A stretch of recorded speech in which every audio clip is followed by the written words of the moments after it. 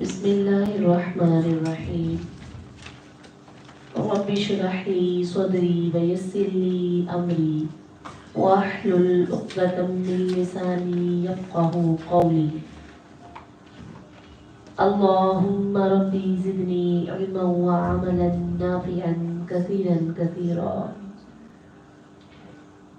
آمین یا رب العالمین۔ 15واں پارہ الحمدللہ آغاز کر رہے ہیں سورہ بنی اسرائیل سے۔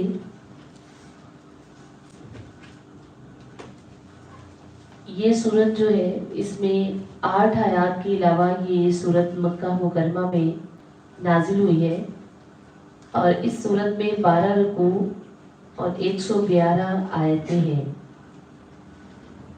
اس سورت کا ایک نہیں بلکہ 3 نام ہیں جن ناموں میں سے یہ مشہور بھی ہے اور اس سے مناسبت بھی ہے۔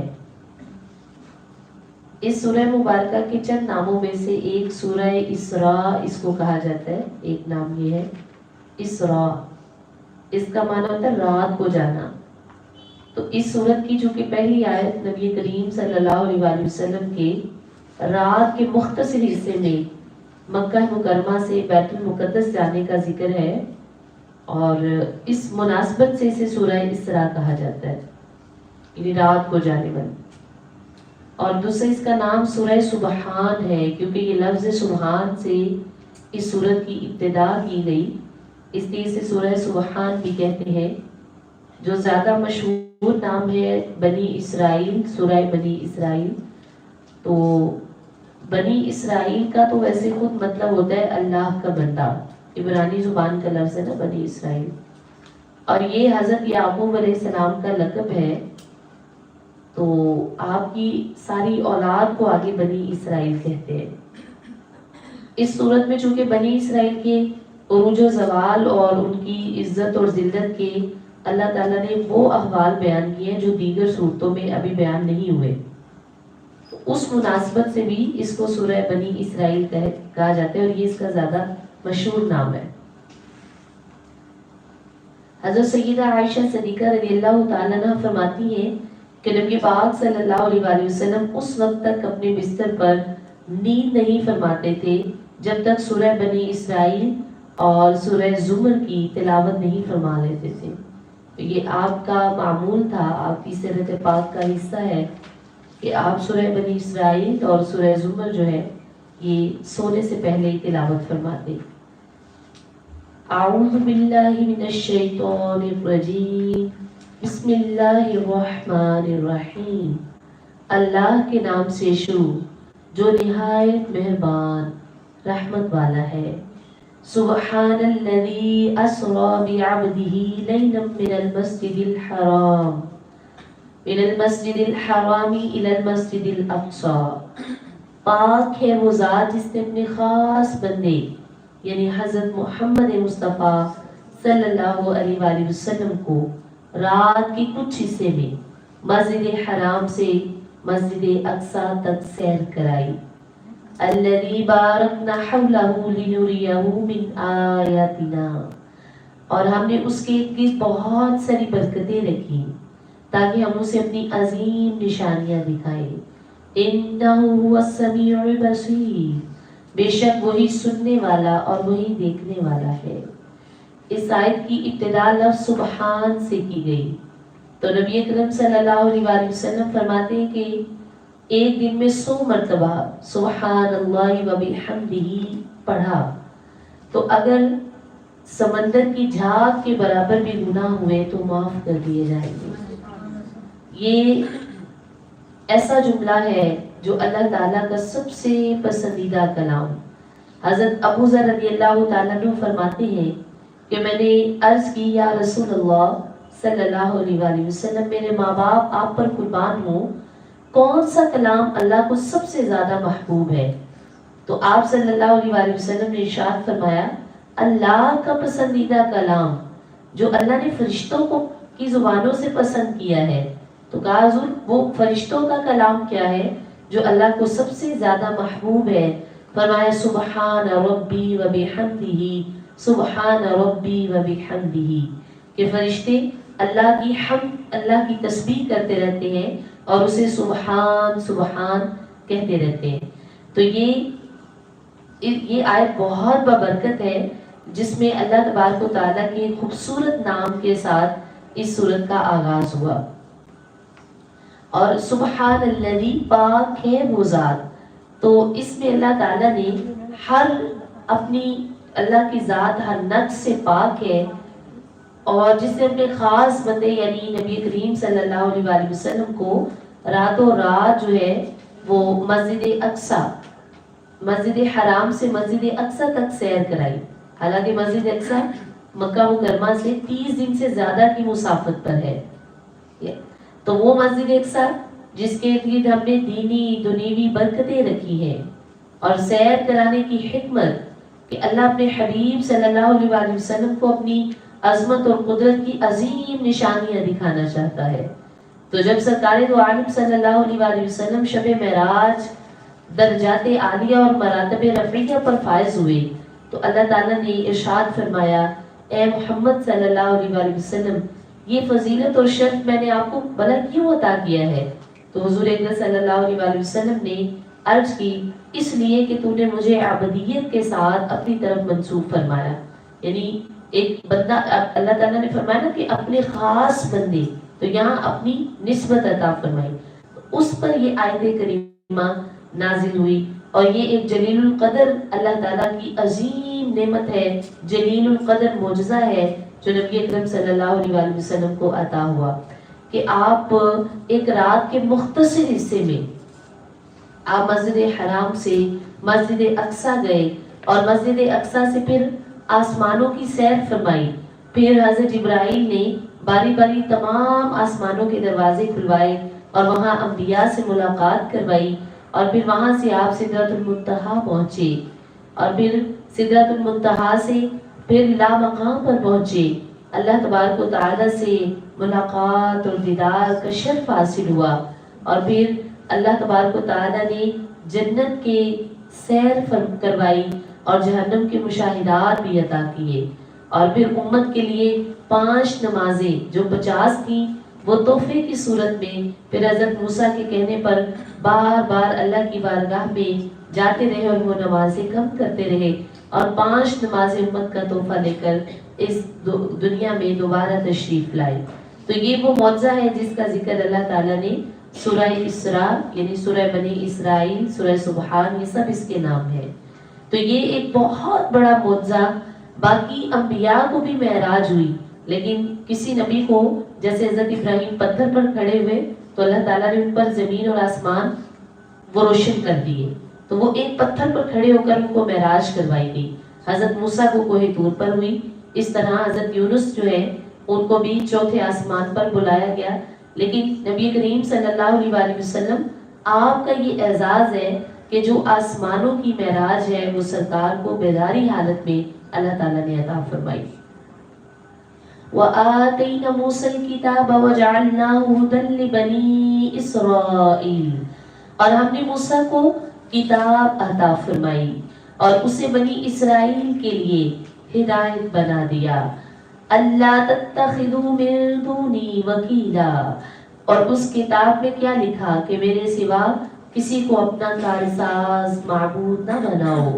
ذریۃ من حملنا مع نوح، اے ان لوگوں کی اولاد جنہیں ہم نے نوح کے ساتھ سوار کیا۔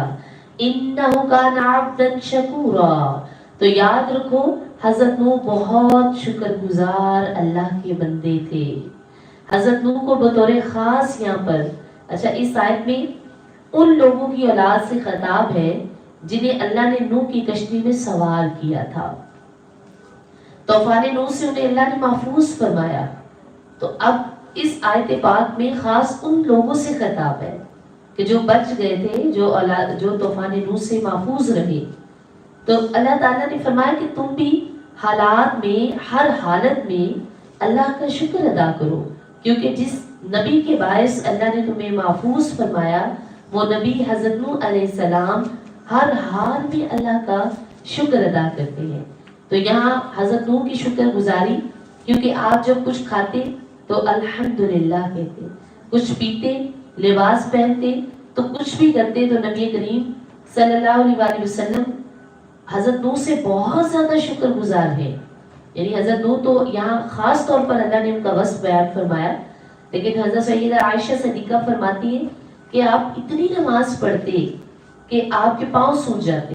اگر ہم پوچھتے کہ حضور آپ اتنی عبادت کیوں کرتے ہیں اللہ کے، اللہ تعالیٰ نے آپ کو آپ کے اگلے پچھلے گناہوں کو بخش دی ہے، تو آپ جواباً کہتے کہ افلا اکون عبدا شکورا، کیا میں اللہ کی نعمتوں پر اس کا شکر گزار بندہ نہ بنوں؟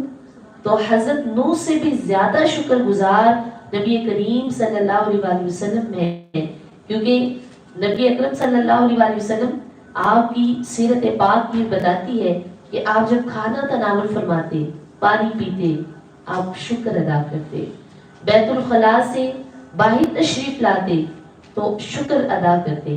نیا لباس پہنتے، جب آئینہ دیکھتے، بستر پر تشریف لاتے، نیند سے اٹھتے، جب سواری پہ سوار ہوتے، جب کوئی مسلمان ہوتا کافروں میں سے کلمہ پڑھ لیتا، جب بھی کوئی خوشی کی خبر ملتی، کوئی پسندیدہ چیز دیکھتے، کسی مصیبت سے بچ جاتے، عافیت ملتی، تو ہر نعمت پر اللہ کا شکر کرتے تھے. تو حضرت عائشہ صدیقہ اللہ تبارک و تعالیٰ کے پیارے محبوب کا شکر کرنے کا انداز بیان کر رہی ہے. اور نبی کریم صلی اللہ علیہ وآلہ وسلم اکثر تو یہ دعا پڑھا کرتے تھے کہ اللہم اعنی علی ذکرک و شکرک و حسن عبادتی، کہ اے اللہ تو اپنے ذکر، اپنے شکر، اپنی عبادت اچھی طرح کرنے پر میری مدد فرما. یعنی شکر بھی میرے لیے آسان کر دے. یہ شکر کرنا بھی بہت مشکل ہے نا، یعنی ہر کسی کو یاد نہیں رہتا شکر کرنا، تو شکر آسان کر دے.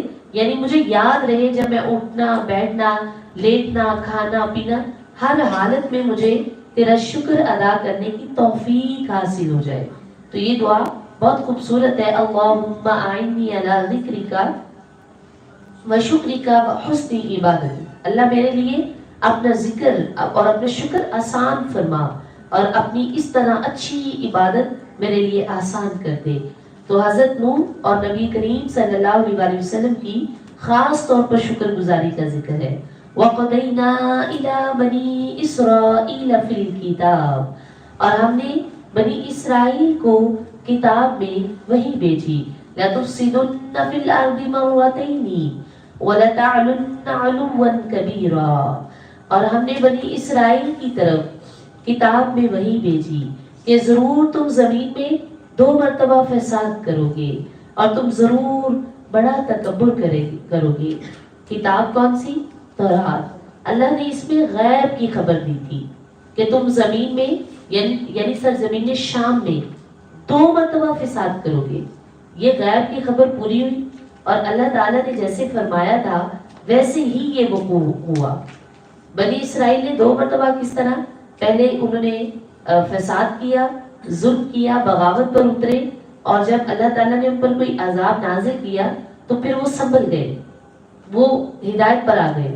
سنبھلنے کے بعد پھر جب ناشکری کی اور جب پھر اللہ تعالیٰ کی بات کو بھول گئے تو دوبارہ سے فساد اور ظلم کی طرف اور سرکشی کی طرف پھر دوبارہ سے متوجہ ہو گئے.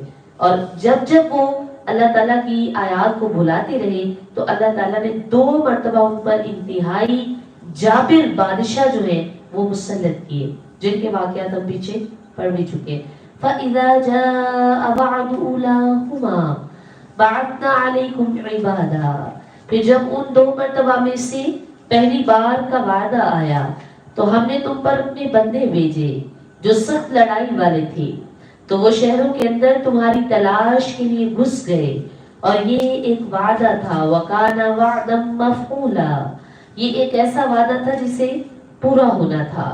تو جب انہوں نے سرکشی کی، تورات کی مخالفت کی، تو اللہ تعالیٰ نے ان پر ظالم بادشاہ مقرر کر دیا، اور وہ ظالم بادشاہ ان کو گھس کر ان کے گھروں میں انہوں نے ان کو جو ہے وہ سختیاں کی، ان کے بیٹوں کو قتل کر دیا اور بیٹیوں کو زندہ رکھا. ثم رددنا لكم الكرة عليهم وأمددناكم بأموال وبنين وجعلناكم أكثر نفيرا، اور پھر ہم نے تمہارا غلبہ ان پر الٹ دیا اور مال اور بیٹوں کے ساتھ تمہاری مدد کی. اب جب پہلے ایک ظالم بادشاہ مسلط کیا، اس نے ان کو دکھ دیے، تکلیفیں پہنچائیں، اب یہ سنبھل گئے. اب اس آیت پہ فرمایا تمہیں دوبارہ غلبہ دیا اور تمہاری مدد کی مال اور بیٹوں کے ساتھ، اور پھر ہم نے تمہاری تعداد میں بھی اضافہ فرما لیا. ان احسنتم احسنتم لانفسکم، اگر تم کوئی بھلائی کرو گے تو اپنا ہی بھلا کرو گے. وَإِنْ أَسَأْتُمْ فَلَهَا، اور اگر تم برا کرو گے تو وہ بھی تمہارے اپنے لیے ہوگا. فَإِذَا جَاءَ وَعْدُ الْآخِرَةِ لِيَسُوءُوا وُجُوهَكُمْ وَلِيَدْخُلُوا الْمَسْجِدَ كَمَا دَخَلُوهُ أَوَّلَ مَرَّةٍ وَلِيُتَبِّرُوا مَا عَلَوْا تَتْبِيرًا. اور اگر تم بھلائی کرو گے تو تم اپنے لیے ہی بھلائی کرو گے، اور اگر تم برا کرو گے تو اس کا نقصان بھی تمہاری اپنی جانوں کو پہنچے گا. پھر جب دوسری بات کا وعدہ آیا تاکہ وہ تمہارے چہرے بگاڑ دے، اب انہوں نے ہدایت پر رہنے کے بعد دوبارہ نافرمانی کر دی. اب دوسری مرتبہ پھر اللہ کا وعدہ پورا ہو گیا اور ان کے چہرے بگاڑ دیے گئے تاکہ وہ مسجد میں داخل ہو جائیں جیسے پہلی بار داخل ہوئے تھے، اور جس چیز پر غلبہ پائیں اسے تباہ و برباد کر دیں. اب انہیں دوبارہ اللہ نے عروج عطا کر دیا، لیکن وہ دوبارہ اپنی سرکشی کی طرف دوبارہ پلٹ آئے. عسى ربكم ان يرحمكم، قریب ہے کہ تمہارا رب تم پر رحم فرمائے. وَإِنْ عُدْتُمْ عُدْنَا، اگر تم پھر دوبارہ شرارت کرو گے تو ہم دوبارہ جو ہم نے وعدہ کیے کہ تمہیں سزا دیں گے وہ دوبارہ دیں گے. وَجَعَلْنَا جَهَنَّمَ لِلْكَافِرِينَ حَصِيرًا، کیونکہ اللہ نے جہنم کو کافروں کے لیے ایک قید خانہ بنا کر دیا ہے، اور یہ جہنم کافروں سے بھرے گی نا. تو اگر تم ایمان لاؤ گے اور اگر تم اچھے عمل کرو گے تو اللہ تعالیٰ تمہیں اور زیادہ اس سزا سے محفوظ رکھ کے گنجائش عطا فرمائے گا. لیکن اگر تم دوبارہ سرکشی کی طرف آؤ گے تو اللہ اپنا دوبارہ وہ وعدہ پورا کر دے گا. ان هذا القرآن يهدي للتي هي اقوم، یہ بے شک وہ قرآن، یہ قرآن وہ راہ دکھاتا ہے جو سب سے سیدھی راہ ہے، اور نیک اعمال کرنے والوں کے لیے بہت بڑی خوشخبری ہے. اور خوشخبری یہ ہے کہ ان کے لیے بہت بڑا ثواب ہے. اور ثواب کب ملے گا؟ جب آخرت میں اعمال کا حساب ہوگا. اور یہ کہ جو آخرت پر ایمان نہیں لاتے، اب جو آخرت پر یقین ہی نہیں رکھتا، وَأَنَّ الَّذِينَ لَا يُؤْمِنُونَ بِالْآخِرَةِ، جو آخرت پر یقین نہیں رکھتے، اعتدنا لهم عذابا علیما، تو اللہ نے ان کے لیے دردناک عذاب تیار کر رکھا ہے. اللہ تعالیٰ نے قرآن پاک کی 3 خوبیاں اس آیت میں ارشاد فرمائی کہ قرآن سب سے سیدھا راستہ دکھاتا ہے. دوسرا، نیک اعمال کرنے والے مومنوں کو قرآن جنت کی بشارت دیتا ہے، کیونکہ قرآن ہی بار بار کہتا ہے نا کہ جو ایمان لائے ان کے لیے نہریں، جو ایمان لائے ان کے لیے جنتیں. اور پھر تیسرا، یہ قرآن آخرت کے منکرین کو دردناک عذاب کی خبر دیتا ہے.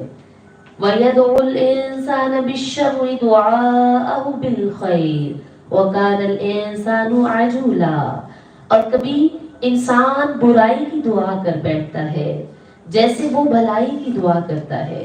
جس طرح ہمیں بھلائی مانگنی چاہیے، ایسے بعض اوقات انسان برائی مانگ بیٹھتا ہے. کیوں ایسا کیوں ہوتا ہے کہ اچھائی کی جگہ وہ برائی مانگ رہا ہے؟ وَقَانَ الْإِنسَانُ عَجُولًا، کیونکہ انسان بہت جلد باز ہے. تو بعض اوقات غصے میں اپنے آپ کو بھی، اپنے گھر والوں کو بھی، اپنے مال کو، اپنی اولاد کو غصے میں ہم بد دعائیں دیتے ہیں. تو انسان کیوں بد دعا کرتا ہے؟ کیونکہ وہ بہت جلد باز ہے. اگر اللہ اس کی یہ بد دعائیں قبول کر لے تو وہ بندہ وہ ہلاک ہو جاتا. تو اللہ فرماتا ہے اگر میں قبول کرتا تو وہ اور اس کی اولاد اور اس کا مال سب ہلاک ہو جاتے. لیکن اللہ کا فضل دیکھو کہ وہ تمہاری بد دعائیں جو تم غصے میں کر رہے ہوتے ہو اللہ تعالیٰ وہ قبول نہیں فرماتا. تو اس سے یہ معلوم ہوتا ہے کہ غصے میں ہمیں اپنے لیے یا کسی مسلمان کے لیے بد دعا سے محفوظ رہنا چاہیے. اس سے کوشش کریں کہ ہمیں اپنے منہ سے بہت اچھی بات نکالنی چاہیے، کیونکہ معلوم نہیں کون سا وقت قبولیت کا ہے.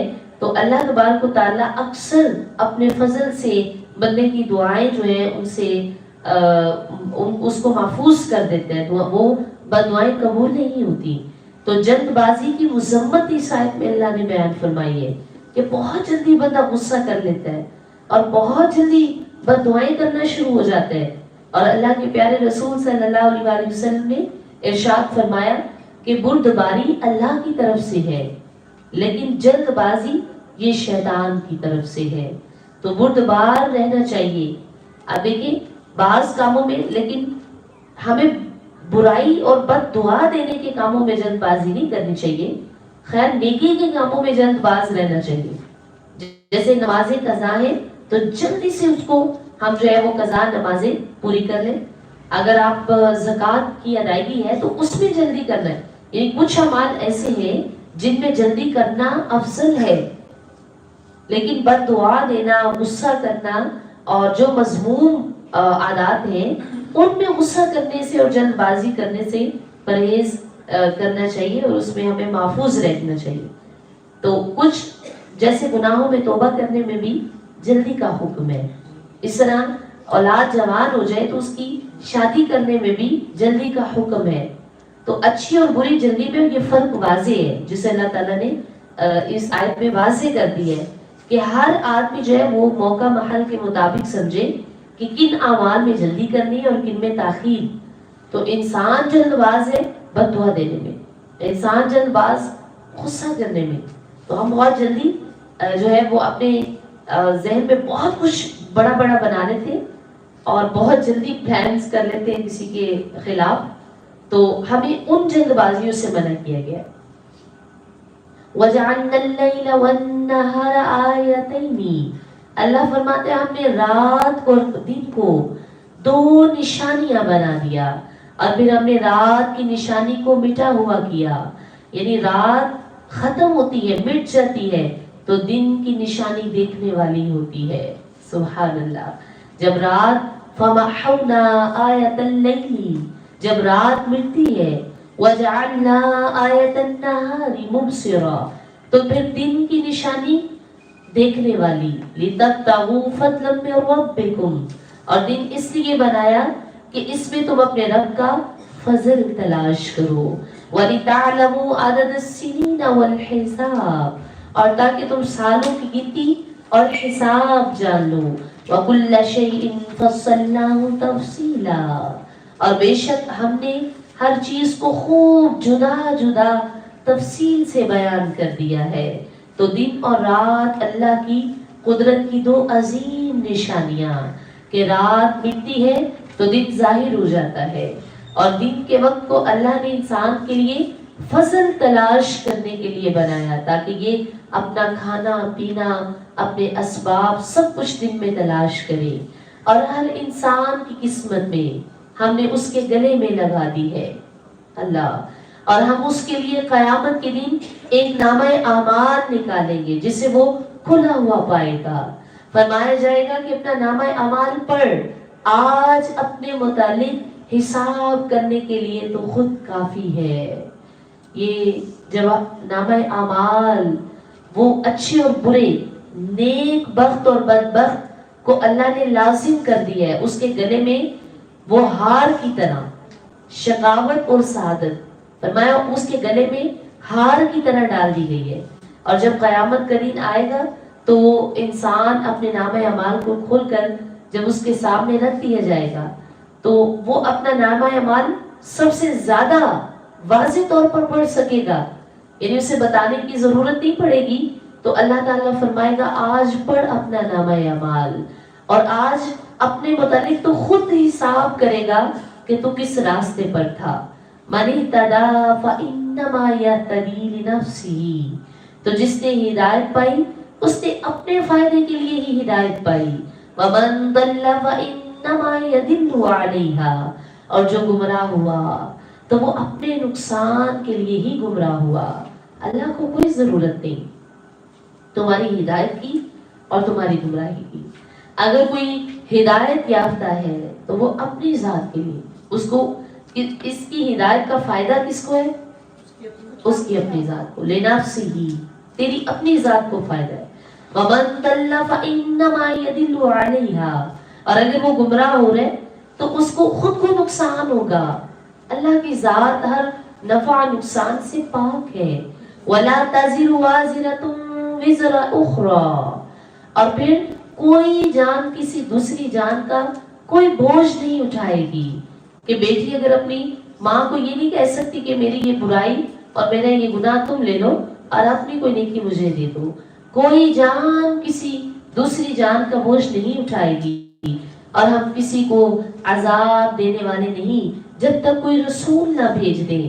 تو اللہ تعالیٰ ہر قوم کی طرف رسول بھیجے تاکہ وہ قوم نافرمانی سے بچ جائے۔ وَإِذَا أَرَدْنَا أَن نُهْلِكَ قَرْيَةً، اور ہم کسی بھی بستی کو جب ہلاک کرنا چاہتے ہیں، أَمْرَنَا مُتْرَفِيهَا فَفَسَقُوا فِيهَا فَحَقَّ، اس کے خوشحال لوگوں کو اللہ احکام بھیجتا ہے۔ ہر بستی کے جو سربراہ لوگ ہیں، امیر، سربراہ، سردار، اتھارٹی والے لوگ، اللہ ان کی طرف سب سے پہلے احکام بھیجتا ہے، پھر وہ اس بستی میں نافرمانی کرتے ہیں تو اس بستی پر اللہ کا عذاب بات کر دیتے ہیں۔ تو اس آیت میں سرداروں کو بطور خاص ذکر کیا گیا، کیونکہ عوام اپنے سرداروں کے پیچھے چلتی ہے۔ تو اللہ تعالیٰ نے فرمایا کہ سرداران قوم کو بہت زیادہ احتیاط کی ضرورت ہوتی ہے، کہ ان کی غلطی عام آدمی کی غلطی سے زیادہ ہوتی ہے۔ تو یہاں ہر نبی کے سرداروں کی بات کی گئی ہے کہ اللہ تعالیٰ نے تب تک کسی قوم کی طرف عذاب نازل نہیں کیا جب تک اس کے سرداروں کو دعوت دین اور دعوت اسلام نہیں دی گئی۔ جب سرداروں نے جھٹلایا، انہوں نے انکار کیا، تو پھر اس کے بعد جو عام عوام تھی وہ ان کے پیچھے لگ گئی، اور اس باعث جو ہے وہ ان پر عذاب نازل کیا گیا۔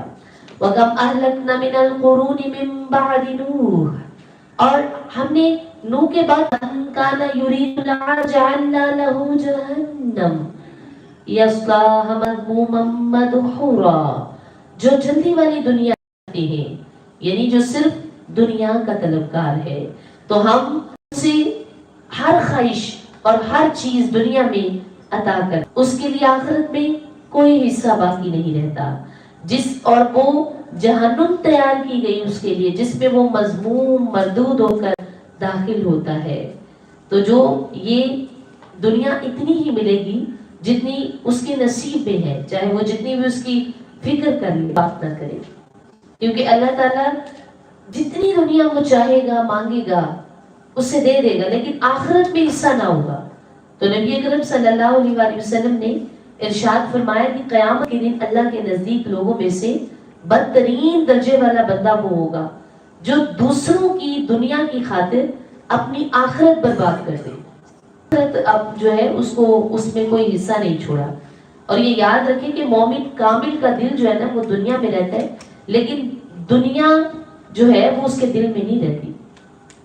یعنی جو مومن ہے اس کا دل دنیا میں ضرور رہتا ہے کہ وہ رہ رہا ہے، چل پھر رہا ہے، کھا پی رہا ہے، لیکن اس کے دل میں دنیا نہیں رہتی۔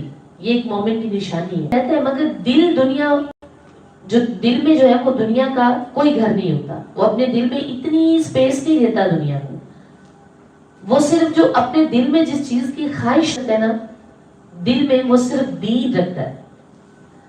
ٹھیک ہے، تو اب اللہ تبارک و تعالیٰ نے یہاں دنیا دار کے لیے ارشاد فرمایا، وَهُوَ مُؤْمِنٌ فَأُولَئِكَ كَانَ سَعْيُهُمْ مَشْكُورًا، اور جو آخرت چاہتا ہے تو اس کے لیے ایسی کوشش کرتا ہے جیسے کرنی چاہیے، تو وہ ایمان والا بھی ہو۔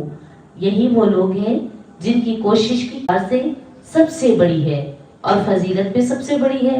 تو اے سننے والوں، اللہ کے ساتھ کوئی دوسرا معبود نہ ٹھہراؤ، اور نہ تو ورنہ تو مذموم بے یار و مددگار ہو کر بیٹھا رہے گا۔ تو اللہ تعالیٰ وَقَضَىٰ رَبُّكَ أَلَّا تَعْبُدُوا إِلَّا إِيَّاهُ وَبِالْوَالِدَيْنِ إِحْسَانًا۔ اللہ اکبر، بہت بڑی آیت، اما یبلغن عندک الکبر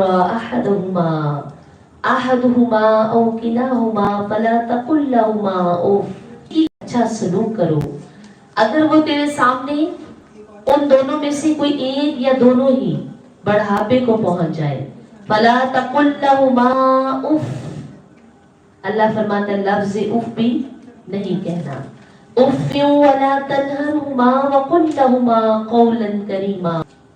تو اس آیت اور اس کے بعد والی 16 آیات میں اللہ نے تقریباً 25 کاموں کا حکم دیا ہے۔ یہ احکامات والی آیات ہے، آیات محکمات۔ تو ابتدائی حصہ اس آیت کا کہ اللہ تعالیٰ نے حکم فرمایا اللہ کی عبادت کرو، کرنے کا حکم دیا ہے، اور اس میں حکمت یہ ہے کہ اس دنیا میں وجود کی وجہ جو ہے وہ اس کے ماں باپ ہے، اس کے والدین ہیں۔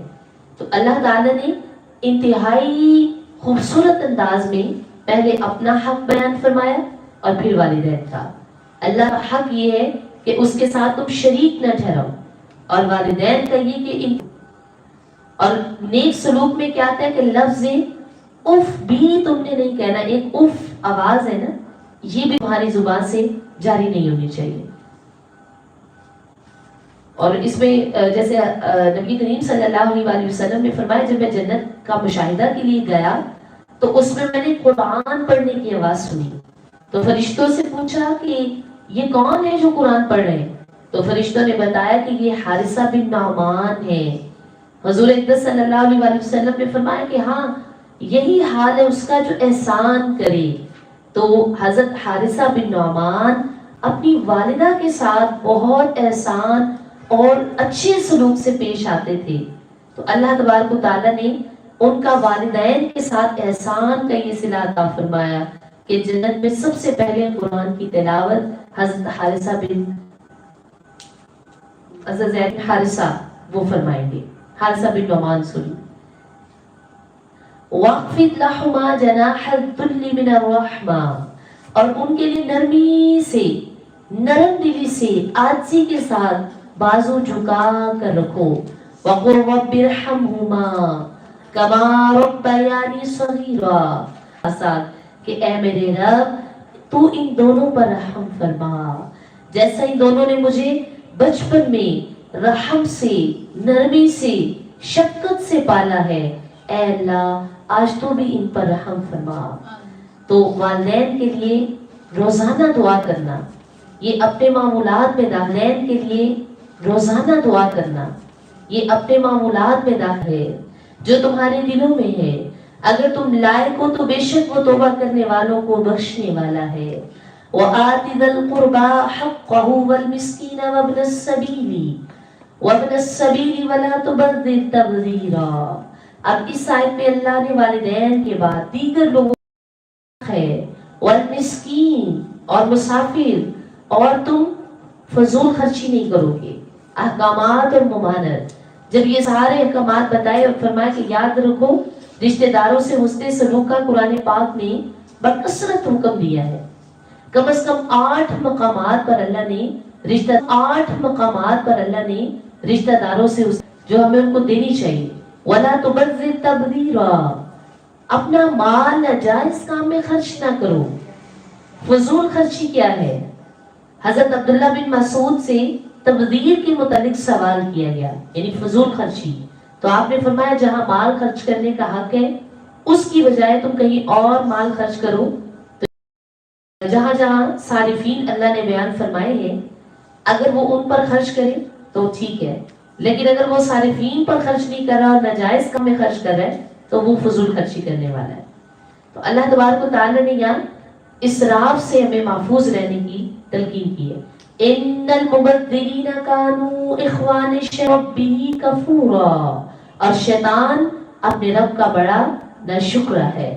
تو اس سے پہلے اللہ نے آیت میں فضول خرچی سے منع کیا، جبکہ اس آیت میں فضول خرچی کرنے والے شیطان کے بھائی قرار دیے، کیونکہ یہ ان کے راستے پر چلتے ہیں، اور چونکہ شیطان اپنے رب کا بڑا ناشکر ہے لہذا اس کا راستہ ہو جائے گا، بھائی ہو جائے گا اس کا۔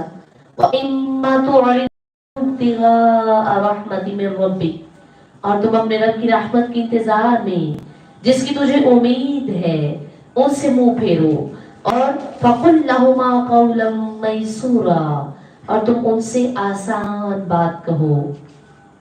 یہ رشتہ داروں کے بارے میں ہے، قربا جو ہمارے عزیز اقربا ہیں ان کے بارے میں ہے، کہ اگر تمہارے پاس ان کو دینے کے لیے فوری طور پر کچھ نہیں تو آپ نے ان کو ڈانٹ ڈپٹ یا ہوتا ہے نا برائی سے منع کرنا، وہ نہیں، بلکہ قولا کریما، آپ نے ان سے قولا میسورا، آسانی والی بات، عزت والی بات، احترام والی بات۔ جیسے نبی پاک صلی اللہ علیہ وسلم کے پاس بہت سارے صحابہ ایسے تھے جو گھر بار چھوڑ کر صرف دین کی طرف آ گئے تھے، تو اصحاب صفہ تھے اور یہ سارا دن دین سیکھتے تھے، تو اپنی حاجات اور ضروریات کے لیے یہ نبی پاک صلی اللہ علیہ وسلم سے سوال کرتے تھے۔ تو اگر کسی وقت صلی اللہ علیہ وسلم کے پاس کچھ نہیں ہوتا تھا ان کو دینے کے لیے تو آپ حیا کرتے ہوئے ان کو جواب نہیں دیتے تھے کہ یہ چیز، آپ انہیں پھر بلا کر وہ ان کو عطا کرتے تھے۔ تو یہ ارشاد فرمایا گیا کہ اگر تمہارے پاس فوراً نہیں لیکن تم نے ان کو ڈانٹ ڈپٹ یا کسی برے انداز سے منع کرنے کی بجائے قولا میسورا، آسانی والی بات، یعنی یا چپ کر جاؤ، خاموش ہو جاؤ، یا اچھی بات کہہ دو۔ وَلَا تَجْعَلْ يَدَكَ مَغْلُولًا، مغلولۃ، اپنی گردن سے بنا ہوا نہ رکھو، اتنی، یعنی اب اس آیت پہ خرچ کرنے میں اعتدال کو ملوز خاطر رکھنے کا حکم دیا۔ وہاں پر پہلے خرچ کرنا ہے، کہاں کہاں مصارف بتائے، پھر فضول خرچی نہیں کرنی، ناجائز جگہ پر خرچ نہیں کرنا، اب اس آیت میں اعتدال بتایا، اعتدال کا حکم دیا، اتنا بھی بخیل نہ ہو کہ اپنے ہاتھ باندھ دو، اور اتنا فضول خرچ نہ ہو کہ بعد میں تمہیں ملامت ہو کہ کاش میرے پاس ہوتا، میں نے کیوں فلاں جگہ پہ فضول خرچی کی، تو ملامت اور حسرت کا باعث نہ ہو۔ یہ اس کے لیے چاہتا ہے رزق کھول دے، وہ جاننے والا ہے، وہ مستحبی، یہ سب اللہ کی طرف سے ہے۔ وَلَا تَقْتُلُوا أَوْلَادَكُمْ خَشْيَةَ إِمْلَاقٍ، ہاں تم نے غربت کے ڈر سے اپنی اولاد کو قتل نہیں کرنا۔ نَحْنُ نَرْزُقُكُمْ وَإِيَّاكُمْ، ہم تمہیں بھی رزق دیتے ہیں اور ان کو بھی قتل کرنا یہ دفن کرتے کہ کوئی ہمارا داماد نہ بنے اور ہمیں ذلت اور عار نہ محسوس ہو، جبکہ غریب جو ہیں وہ غربت کی وجہ سے اپنی بیٹیاں قتل کر دیتے، تو اللہ سخت کبیرہ گناہ کا مرتکب ہے۔ رسول رحمت صلی اللہ علیہ وسلم نے ارشاد فرمایا کہ جس کی بیٹی ہو اور اس سے زندہ درگور نہ کرے اور اس کی توہین نہ کرے بلکہ اپنے بیٹوں پر اسے ترجیح دے، یعنی اسے طرح جیسے آپ نے ارشاد فرمایا وہ اس طرح میرے ساتھ ہوگا، تو اگر کوئی ایسا نہیں کرتا اس کے مخالف کرے تو اللہ اس کو جنت میں داخل نہیں فرمائے گا، اور اگر کوئی ترجیح اپنے بیٹے پر دے کر اس کی پرورش کر رہا ہے تو اللہ اس کا بہترین جزا اس کی جنت ہوگی۔ وَلَا تَقْرَبُوا الزِّنَا إِنَّهُ كَانَ فَاحِشًا، وَسَاءَ سَبِيلًا، گناہ اور حرام قرار دیا گیا، اور اللہ تعالیٰ نے اس کو ہونے آ رہے، اور جس ملک میں معاذ اللہ زنا کا جتنا اضافہ ہے اس میں اتنا ہی یہ ایڈز وہاں پر پھیلتا جاتا ہے، اور یہ گویا کہ دنیا میں ایک عذاب الہی کی صورت ہے، تو اس پر نبی قیامت کے دن کلام نہیں کرے گا اور انہیں پاک ہوگا۔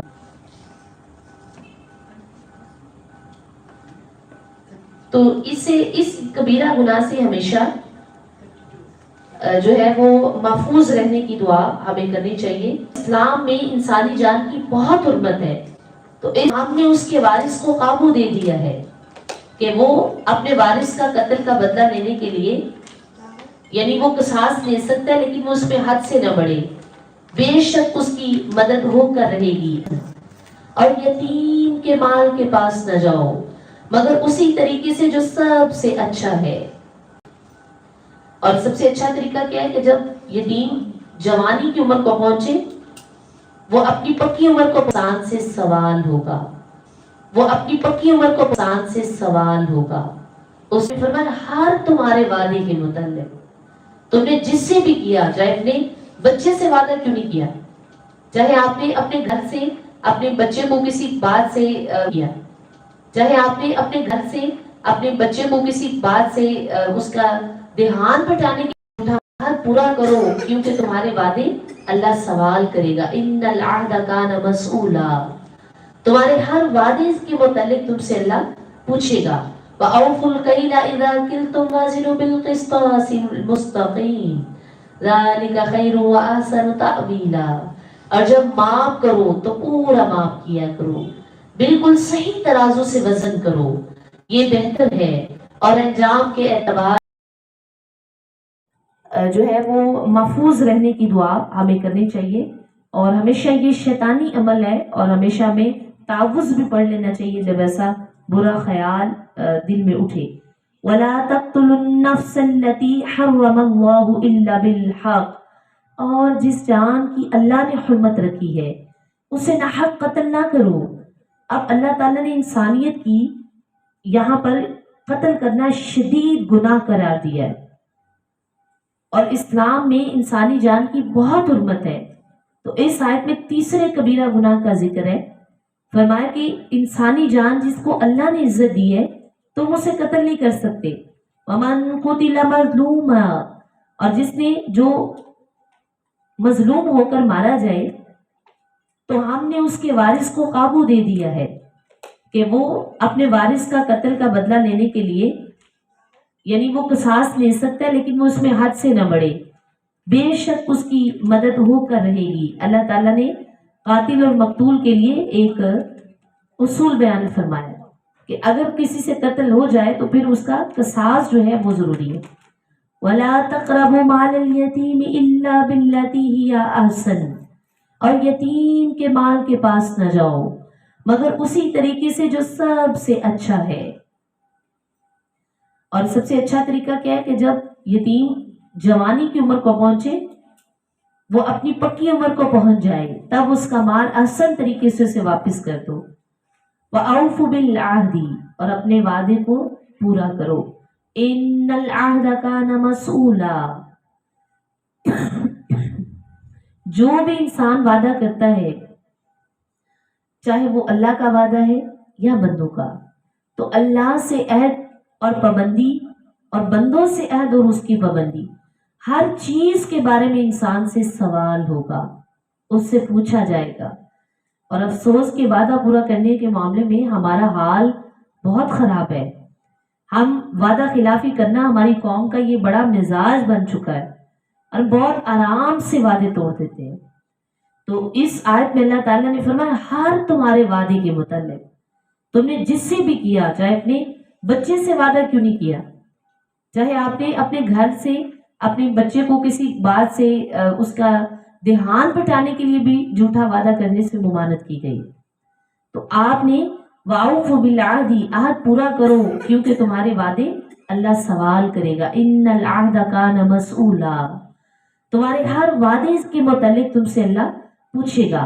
وَأَوْفُوا الْكَيْلَ إِذَا كِلْتُمْ وَزِنُوا بِالْقِسْطَاسِ الْمُسْتَقِيمِ ذَلِكَ خَيْرٌ وَأَحْسَنُ تَأْوِيلًا، اور جب معاف کرو تو پورا معاف کیا کرو، بالکل صحیح ترازو سے وزن کرو، یہ بہتر ہے اور انجام کے اعتبار سے اچھا ہے. کون سی قوم مال تول میں کمی کرتی تھی اور ان پر کیا عذاب آیا؟ ہاں جی، ایک چیخ سے، ایک ہوا اور ایک چیخ سے ان پر، اور پہلے چیخ اٹھی تھی پھر زلزلہ آیا، تو اللہ تعالیٰ نے اس قوم کو ہلاک کر دیا اس باعث کہ وہ ایمان بھی نہیں لائے تھے اور ناپ تول میں کمی کرتے تھے. تو اللہ تبارک و تعالیٰ میں اس خبیث عمل سے محفوظ فرمائے. وَلَا تَقْفُ مَا لَيْسَ لَكَ بِهِ عِلْمٌ إِنَّ السَّمْعَ وَالْبَصَرَ وَالْفُؤَادَ كُلُّ أُولَئِكَ كَانَ عَنْهُ مَسْئُولًا. یہ بہت پیاری آیت ہے. یہ وہ آیت ہے جس سے انسان اپنے آپ کو ہمیشہ اللہ کی بارگاہ میں کھڑا محسوس کرتا ہے اور اس بات کے پیچھے نہ پڑ جس کا تجھے علم نہیں. بے شک کان اور آنکھ اور دل، ان سب کے بارے میں تجھ سے سوال کیا جائے گا. اللہ اکبر، کہ آنکھ جو دیکھ رہی ہے سوال ہوگا، کان جو سن رہے ہیں سوال ہوگا، اور دل میں جو تم سوچ رہے ہو اس کے بارے میں تم سے پوچھا جائے گا. اللہ، یہ اگر انسان اس آیت کو بار بار سوچے، پڑھے، اس پر عمل کرے اور اسے یہ لگے گا کہ وہ اللہ کی بارگاہ میں کھڑا ہے، ہمیشہ کھڑا ہے، کہ انسان کا دل، ٹھیک ہے، انسان کے دل کے بارے میں جو سوچ آ رہی ہے اس کے بارے میں بھی پوچھا جائے گا. تو کان، آنکھ اور دل، اس کے بارے میں سوال ہوگا ان سے کیا کیا کام لیے تھے. کان کو قرآن و حدیث سننے، اللہ کا قرآن سننے میں استعمال کیا یا غیبت کرنے میں. ٹھیک ہے، زبان کو آپ نے قرآن پڑھنے، تلاوت کرنے یا اچھی بات کرنے یا کسی کی اچھی اصلاح کرنے میں استعمال کیا ہے، یا کہ اس سے تم نے برائیاں بیان کی. دل، اس کو تم نے گندے منصوبوں اور شہوت کا گھر بنایا یا دل میں تم نے نیک اور اچھے خیالات اور جذبات رکھے.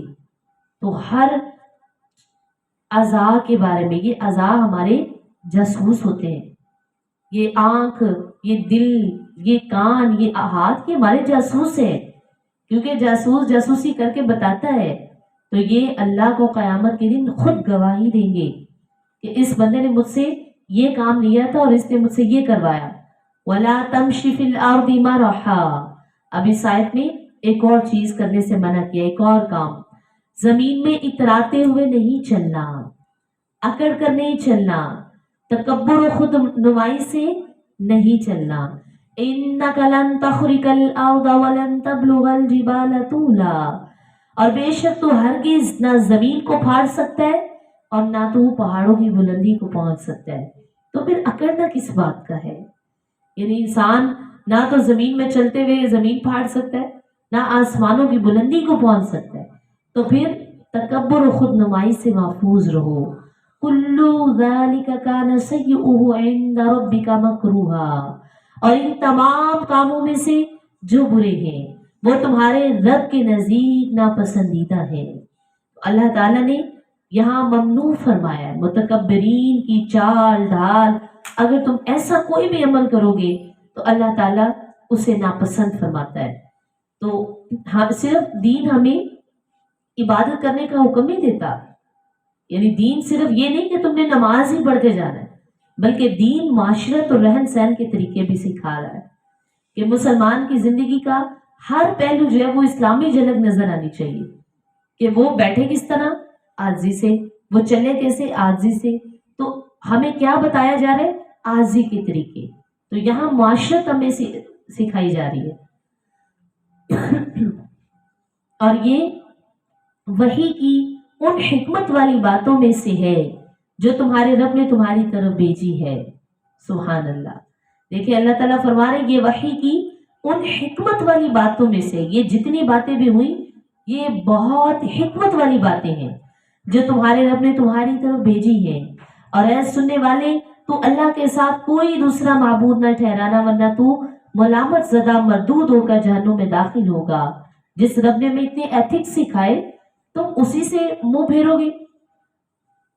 افاسفاکم ربکم بالبنین واتخذ من الملائکۃ اناثا انکم لتقولون قولا عظیما. کیا تمہارے رب نے تمہارے لیے بیٹے چنے ہیں اور اپنے لیے فرشتوں سے بیٹیاں بنا لی؟ یہ کون کہتے تھے؟ مشرکین عرب کہتے تھے نا، کفار مکہ. وہ کہتے تھے کہ اللہ کے لیے بیٹیاں، یعنی فرشتے اللہ کی بیٹیاں ہیں. تو اللہ فرماتے ہیں کہ تم خود تو بیٹی کے ہونے پر برا مناتے ہو اور اپنے لیے تم بیٹوں کو انتخاب کرتے ہو، اللہ کے لیے تم نے بیٹیاں انتخاب کر دی. تو تم تو کتنی بری بات بول رہے ہو. وَلَقَدْ صَرَّفْنَا فِي هَذَا الْقُرْآنِ لِيَذَّكَّرُوا وَمَا يَزِيدُهُمْ إِلَّا نُفُورًا. آیت نمبر 41 ہے، سورہ بنی اسرائیل چل رہی ہے. اور بے شک ہم نے اس قرآن میں طرح طرح سے بیان فرمایا تاکہ وہ سمجھیں. اللہ تعالیٰ نے اس رکوع میں عقائد اسلامیہ کی 4 اہم ترین باتیں اب اس رکوع میں آئی تھی. اور وہ 4 اہم ترین باتیں یہ ہیں کہ پہلے قرآن کے بارے میں ایمان لانا، پھر توحید کے بارے میں، پھر رسول اللہ کے بارے میں، اور پھر قیامت کے بارے میں. تو اب یہ پہلی آیت میں اللہ نے فرمایا کہ قرآن میں طرح طرح سے ہم نے آیات بیان فرمائی ہے، تمہیں سمجھایا ہے. اور یہ سمجھانا ان کے دور ہونے کو ہی بڑھا رہا ہے. جس نے ہدایت نہیں پانی وہ قرآن پڑھ کر بھی اس سے دور ہوتا چلا جائے گا، اور جس کے مقدر میں ہدایت ہے وہ قرآن پڑھ کر قرآن پاک کے قریب ہوتا ہے، اس کا تعلق اور مضبوط ہوتا ہے، اس کی محبت اور بڑھتی ہے۔ تو فرمایا کہ تم کہہ دیجئے، فرما دیجئے جیسا کافر کہہ رہے ہیں، اس طرح اگر اللہ کے ساتھ کوئی اور معبود ہوتا، جب تو وہ عرش کے مالک کی طرف کوئی اور راہ ڈھونڈ لیتے، وہ ظالموں کی بات سے پاک اور بہت ہی بلند ہے۔ اچھا، اس آیت میں اللہ تعالیٰ نے بڑا خوبصورت ایک مثال دی۔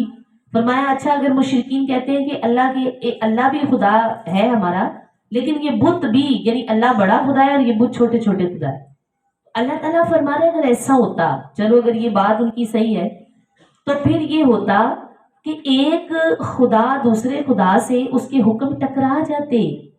اگر ایک کہتا بارش ہونی اور دوسرے کہتے کہ نہیں ہونی، تو کیا ہوتا؟ وہاں پہ حکم ٹکرا جاتے۔ تو اللہ ایک ہی ہے، حکم صرف ایک اللہ کا ہے، اور دو متضاد چیزیں ایک جگہ جمع نہیں ہوتی۔ تو لہٰذا ان خداؤں کا جو ہے تمہیں اللہ کے ساتھ شریک ٹھہرانا، یہ سب تمہاری بے وقوفی ہے۔ تسبح له السماوات السبع والارض ومن فیہن، اللہ فرما رہے ساتوں آسمان اور زمین اور جو مخلوق ان دونوں کے درمیان ہے، سب اللہ کی پاکی بیان کرتے ہیں، اور کوئی بھی چیز ایسی نہیں جو اللہ کی حمد بیان کرنے کے ساتھ اس کی پاکی بیان نہ کرتی ہو، لیکن تم لوگ ان چیزوں کی تسبیح کو سمجھتے نہیں۔ بے شک اللہ حلم والا اور بخشنے والا ہے۔ حضرت عبداللہ بن عباس اس آیت کی تفسیر میں فرماتے کہ ہر زندہ چیز اللہ کی تسبیح کرتی ہے، یعنی ہر چیز کی زندگی اس کے حسب حیثیت ہے نا۔ جیسے مفسرین کہتے ہیں کہ اس آیت سے مراد یہ کہ دروازہ جب کھلتا ہے تو اس کی آواز آئے، تو وہ آواز دراصل اس کی تسبیح ہے۔ اس طرح اگر کوئی چھت سے آواز آئے تو وہ چھت کا چٹکنا یہ بھی تسبیح ہے، جمادات کی تسبیح ہے، مخلوقات کی تسبیح ہے۔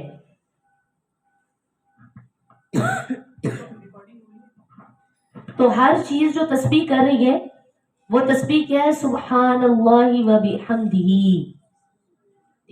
سبحان اللہ و بحمدہ کی اللہ کی تسبیح۔ رسول کریم صلی اللہ علیہ وسلم لکڑی کے ایک ستون سے تکیہ فرما کر ٹیک لگا کے خطبہ فرمایا کرتے تھے، اور جب نیا ممبر بنایا گیا اور حضور اکرم ممبر پر جلوہ افروز ہوئے تو وہ ستون رونے لگا، تو حضور اقدس صلی اللہ علیہ وسلم نے اس پر دست اقدس شفقت اور تسکین کے ساتھ پھیرا، تو وہ جو اس کا رونا تھا وہ بھی اللہ کی تسبیح۔ تو ہر جمادات اور جتنی بھی چیزیں ہیں، لیکن اللہ فرماتے ہیں وَلَٰكِن لَا تَفْقَهُونَ تَسْبِيحَهُمْ، ہاں لیکن تمہیں ان کی تسبیح کا شعور نہیں ہے کہ ہر چیز کیسے کیسے اللہ کی تسبیح بیان کرتی ہے۔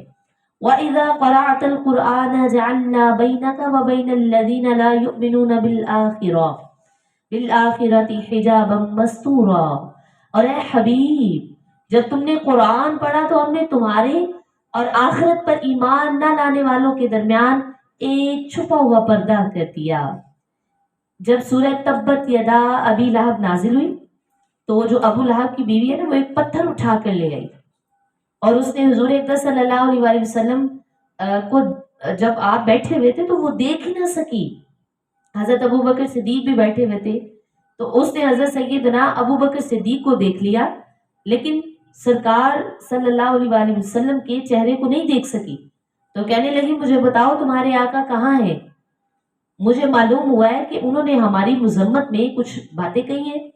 تو حضرت ابو بکر صدیق رضی اللہ تعالیٰ عنہ نے فرمایا کہ آپ شعر گوئی نہیں کرتے، یعنی شعر کہہ کے کسی کی مذمت نہیں کرتے، وہ تو قرآن نازل ہوتا ہے۔ تو یہ وہ کہتی ہوئی اپنے گھر کی طرف واپس چلی گئی کہ اگر آج وہ مجھے نظر آ جاتے تو میں یہ پتھر مار کے معاذ اللہ سر کچل دیتی۔ تو حضرت صدیق اکبر نے نبی کریم صلی اللہ علیہ وسلم سے بڑے تعجب سے عرض کی، کہا حضور آپ تو ادھر بیٹھے ہوئے ہیں، آپ مجھے نظر آئے اس کو نظر نہیں آئے، اس کو دکھائی نہیں دیے۔ تو رسول اکرم نے ارشاد فرمایا کہ اللہ نے میرے اور اس کے درمیان ایک فرشتہ حائل کر دیا۔ تو اس آیت میں یہی اس کا شان نزول ہے۔ اس واقعے کے متعلق یہ آیت نازل ہوئی کہ اے حبیب جب تم نے قرآن پڑھا تو ہم نے تمہارے اور آخرت پر ایمان نہ لانے والوں کے درمیان ایک پردہ حائل کر دیا۔ اور وہ پردہ کیا ہے کہ ہم نے ان کے دلوں پر غلاف ڈال دیے تاکہ اس قرآن کو نہ سمجھے، اور ان کے کانوں پر بوجھ ڈال دیا۔ اور جب تم قرآن میں اپنے اکیلے رب کا ذکر کرتے ہو تو وہ کافر نفرت کرتے ہیں، اور نفرت کرتے ہوئے وہ پیٹ پھیر کر بھاگتے ہیں۔ ہم خوب جانتے ہیں کہ جب وہ آپ کی طرف کان لگا کر سنتے ہیں تو وہ اسے کیوں سنتے ہیں؟ جب وہ آپس میں مشورہ کرتے ہیں تو جب ظالم کہتے ہیں تم تو صرف ایک ایسے مرد کی پیروی کر رہے ہو جس پر جادو ہوا ہے، معاذ اللہ، یہ کافر آپس میں یہ کہتے تھے، معاذ اللہ، کہ تمسخر اور تکذیب سے یہ کہتے تھے مذاق اڑاتے ہوئے کہ تم ایسے شخص کی پیروی کر رہے ہو جن پر معاذ اللہ جادو کے اثرات ہیں۔ انظر کیف ضربوا لك الامثال، اور دیکھو انہوں نے تمہارے لیے کیسی مثالیں بیان کی ہیں۔ فضلوا فلا يستطيعون سبيلا، بس یہ راستہ پانے کی طاقت نہیں رکھتے۔ تو آپ صلی اللہ علیہ وآلہ وسلم کو اللہ تعالی نے ان کے تمام تکذیب اور تمسخر سے بہت اونچا شرف عطا کیا ہے۔ اور انہوں نے کہا کیا جب ہم ہڈیاں اور ریزہ ریزہ ہو جائیں گے تو کیا واقعی ہم نئے سرے سے پیدا کیے جائیں گے؟ آپ فرما دیں کہ تم چاہے پتھر بن جاؤ، تم چاہے لوہا بن جاؤ، اور کوئی مخلوق جو تمہارے خیال میں بہت بڑی ہے نا، تم وہ بن جاؤ، تو اب وہ کہیں گے کہ ہمیں دوبارہ کون پیدا کرے گا؟ یعنی اگر تم لوہے کی، جو تمہیں لگتا ہے نا کہ تم لوہا بن جاؤ گے تو اللہ تمہیں دوبارہ پیدا نہیں کر سکے گا، معاذ اللہ، یا تم کچھ اور مخلوق بننا چاہتے ہو نا، بن جاؤ، اور پھر پوچھو کہ ہمیں کون پیدا کرے گا، تو تم فرماؤ کہ جواب یہی آئے گا کہ کون؟ جس نے تمہیں پہلی بار پیدا کیا تھا، جس نے تمہیں پہلی بار پیدا کیا۔ تو اب آپ کی طرف تعجب سے اپنے سر ہلا کر کہیں گے کہ یہ کب ہوگا؟ تو آپ فرما دیجئے ہو سکتا ہے کہ یہ نزدیک ہی ہو، یعنی وہ کہیں گے کہ ہم مر کے دوبارہ زندہ کب ہوں گے؟ آپ کہتے ہیں نا کہ ہم دوبارہ اٹھائے جائیں گے، تو کب وہ وقت آئے گا؟ تو اللہ تبارک و تعالیٰ فرما رہے کہ آپ ان سے کہیں جلد وہ وقت آئے گا۔ یوم یدعوکم فتستجیبون بحمدہ، جس دن وہ تمہیں بلائے گا تو تم اس دن اس کی حمد کرتے ہوئے جواب دو گے۔ وَتَظُنُّونَ إِن لَبِثْتُمْ إِلَّا قَلِيلًا، اور تم سمجھو گے کہ تم تو دنیا میں بہت تھوڑا وقت ٹھہرے ہو۔ اچھا، یہ جس دن اللہ تمہیں قبروں سے میدان قیامت کی طرف اٹھائے گا، بلائے گا، تو کافر کیا کریں گے؟ اپنے سروں پہ خاک ڈالتے ہوئے، مٹی ڈالتے ہوئے اس وقت وہ اللہ کی بارگاہ میں اللہ کی تعریف کرتے ہوئے سبحانک اللہم و بحمدک، یہ اقرار کرتے ہوئے وہ اللہ کے سامنے کھڑے ہوں گے، اور پھر وہ وہاں پر اپنے اوپر یہ اظہار کریں گے کہ ہم غلط باطل عقیدے کے جو ہے وہ پیروکار تھے، لیکن اس وقت کوئی فائدہ نہ ہوگا۔ اور فرمایا کہ وَقُلْ لِعِبَادِي يَقُولُوا الَّتِي هِيَ أَحْسَنُ، اور اے میرے بندو اور اے حبیب، آپ میرے بندوں سے فرما دیں کہ وہ ایسی بات کیا کرے جو سب سے اچھی ہو۔ سبحان اللہ، بے شک شیطان لوگوں کے درمیان فساد ڈالتا ہے، بے شک انسان کا کھلا دشمن شیطان ہے، انسان کا کھلا دشمن شیطان ہے۔ تمہارا رب تمہیں خوب جانتا ہے، اگر وہ چاہے تو تم پہ رحم کرے، اگر چاہے تو تمہیں عذاب دے، اور ہم نے آپ کو ان پر نگہبان بنا کر نہیں بھیجا۔ تمہارا رب خوب جانتا ہے جو آسمان اور زمین میں ہے، بے شک ہم نے نبیوں میں ایک کو دوسرے پر فضیلت عطا کی ہے، ہم نے داؤد کو زبور عطا فرمائی۔ سبحان اللہ، حضرت داؤد علیہ السلام پر داؤد نازل کی گئی، اس میں داؤد میں 150 صورتیں ہیں، اور سب میں دعا اور اللہ کی ثنا اور اللہ کی تحمید ہے، اور اللہ کی تمجید، بزرگی بیان کی گئی ہے جی۔ اور اس آیت میں خصوصیت کے ساتھ حضرت داؤد کا نام لے کر ذکر فرمایا گیا، تو یہ ان کے شرف اور ان کی فضیلت کو ظاہر کرتا ہے کہ اللہ تبارک و تعالیٰ نے ان کو زبور جیسا تحفہ عطا کیا اور ان کے اکرام میں اضافہ فرمایا۔ قُلِ ادْعُوا الَّذِينَ زَعَمْتُم مِّن دُونِهِ فَلَا يَمْلِكُونَ كَشْفَ الضُّرِّ عَنكُمْ وَلَا تَحْوِيلًا، تو آپ فرما دیں पुकारो उन्हें जिनको तुम अपना रब समझते हो, वो तुमसे तकलीफ हटाने का कोई इख्तियार नहीं रखते और ना उसे फेर देने का। उलाइकल्लज़ीना यदऊना यब्तगूना इला रब्बिहिमुल वसीलता अय्युहुम अक़रबु व यरजूना रहमतहु व यख़ाफ़ूना अज़ाबहु इन्ना अज़ाब रब्बिका काना महज़ूरा। और वो मकबूल बंदे जिनकी ये काफिर इबादत करते हैं, यानी वो बुत, वो खुद अपने रब की तरफ वसीला तलाश करते हैं कि उनमें कौन ज्यादा मुकर्रब है।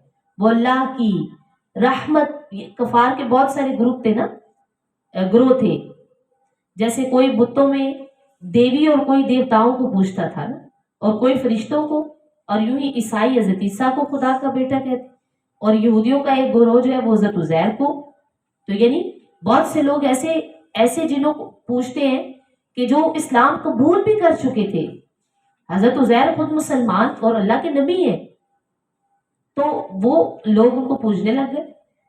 और इस तरह हजरत ईसा अल्लाह के नबी हैं, तो अल्लाह ताला ने फरमाया कि वो जिनको तुम पूज रहे हो ना, वो मकबूल बंदे, और यानी कि वो अगर बुत है तो वो तो कोई इख्तियार नहीं रखते, लेकिन वो बंदे जो खुद अल्लाह ताला के नबी हैं, वो खुद अल्लाह की तरफ कोई वसीला तलाश करते हैं, और उनमें कौन ज्यादा मुकर्रब है कि वो अल्लाह की तरफ उसका वसीला बनाए, वो तो ऐसे नबी हैं। और वो अल्लाह की रहमत की उम्मीद रखते हैं और अल्लाह के अजाब से डरते हैं। बेशक तुम्हारे रब का अजाब डरने की चीज है, और कोई बस्ती नहीं मगर ये कि हम उसे रोजे कयामत से पहले खत्म कर देंगे या उसे सख्त अजाब देंगे। काना ज़ालिका फिल किताबी मस्तूरा, और ये किताब में लिखा हुआ है। और हमें निशानियां भेजने से सिर्फ उस चीज ने बाज रखा है। कौन सी निशानियां? अल्लाह का अजाब। अल्लाह ताला फरमा रहे कि हम अजाब क्यों नहीं भेज रहे? क्योंकि उन अल्लाह की निशानियों को देखकर पहले भी लोगों ने झुटलाया। तो हमने समूद को ऊँटनी वाज़ेह निशानी के तौर पर दी थी। जो देखें कौम समूद की तरफ जो ऊँटनी हज़रत सालेह को मिली, उसमें कितनी वाज़ेह निशानियां थी, लेकिन उन्होंने देखकर भी उस पर जुल्म किया। और हम निशानियां डराने के लिए ही भेजते हैं, तो अब अल्लाह ताला उन पर इसलिए कोई निशानियां जो वो कहते हैं ना, अब पीछे हमने पढ़ा था कि अगर वो बस चले तो वो कहें कि ये फरिश्ते जो है ये जमीन पर उतर आए, या आसमान फट जाए, या मुर्दे जिंदा होकर बातें करें। ये सब कुछ अल्लाह के इख्तियार में है, वो कर सकता है। लेकिन अगर ऐसा हो भी जाएगा तो तब भी वो अल्लाह पर ईमान नहीं लाएंगे। और जब हमने तुमसे फरमाया बेशक सब लोग तुम्हारे रब के काबू में हैं, और हमने आपको जो मुशाहिदा कराया उसे लोगों के लिए आजमाइश बना दिया, और उस दरख्त को भी जिस पर कुरान में लानत की गई है, और हम उन्हें डराते हैं तो उनकी सरकशी बढ़ जाती है। यानी फरमाया गया कि सब लोग अल्लाह के कब्जे कुदरत में हैं, तो आप तबलीग करें, किसी का खौफ ना करें, क्योंकि अल्लाह आपका निगहबान है। तो अल्लाह तबारक व तआला निगहबानी फरमा रहे हुजूर की। वइज़ क़ुल्ना लिल मलाइकति इसजुदू लिआदम फसजदू इल्ला इब्लीस, और याद करो जब हमने फरिश्तों से कहा कि आदम को सजदा करो, तो सिवाय इब्लीस के सबने सजदा किया। क़ाला अस्जुदू लिमन खलक़्त तीना, तो उसे क्यों सजदा नहीं किया? वो कहने लगा कि क्या मैं उसे सजदा करूं जिसे तूने मिट्टी से बनाया है। क़ाला अरअयतक हाज़ल्लज़ी कर्रमत अलैया, तो कहने लगा भला देख तो जिसे तूने मेरे ऊपर मुअज़्ज़ज़ बनाया। लइन अख़रतनी इला यौमिल क़ियामती लअहतनिकन्न ज़ुर्रियतहु इल्ला क़लीला, अगर तूने मुझे क़यामत तक मोहलत दी तो जरूर मैं थोड़े से लोगों के अलावा उसकी औलाद को पीस डालूंगा। अस्तगफिरुल्लाह। शैतान ने ये मजीद कहा कि जिसे तूने मेरे ऊपर मुअज़्ज़ज़ किया है, यानी जिसे फजीलत दी है हजरत आदम को, और उसको सजदा कराया यानी सब फरिश्तों से, तो मैं कसम खाता हूं कि अगर तूने मुझे इतनी मोहलत दी तो मैं इसकी औलाद को पीस डालूंगा, यानी गुमराह कर दूंगा। लेकिन सिवाय उन चंद लोगों के जिन्हें अल्लाह बचाए और महफूज रखे, और वो कौन होंगे? अल्लाह के मुखलिस बंदे।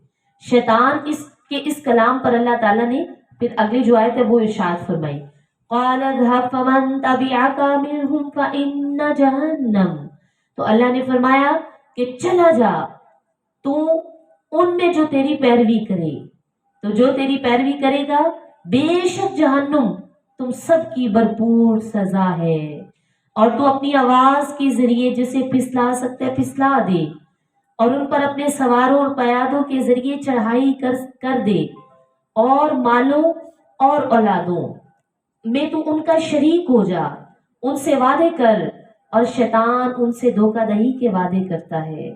آپ یہ دیکھیں اس آیت پہ اللہ تعالیٰ نے فرمایا ہر طرح سے ان کو تو تجھے اختیار ہے، تو شیطان انسان کا کھلا دشمن ہے، یعنی وہ پھسلانے کے لیے وسوسے ڈالتا ہے، دل میں خیالات ڈالتا ہے معصیت کے، گناہ کے، اور وہ اس کے مال کو اس کے لیے بہت عزیز کر دیتا ہے، اور وہ اللہ کی مرضی کے خلاف منہ سے شیطانی باتیں نکلواتا ہے۔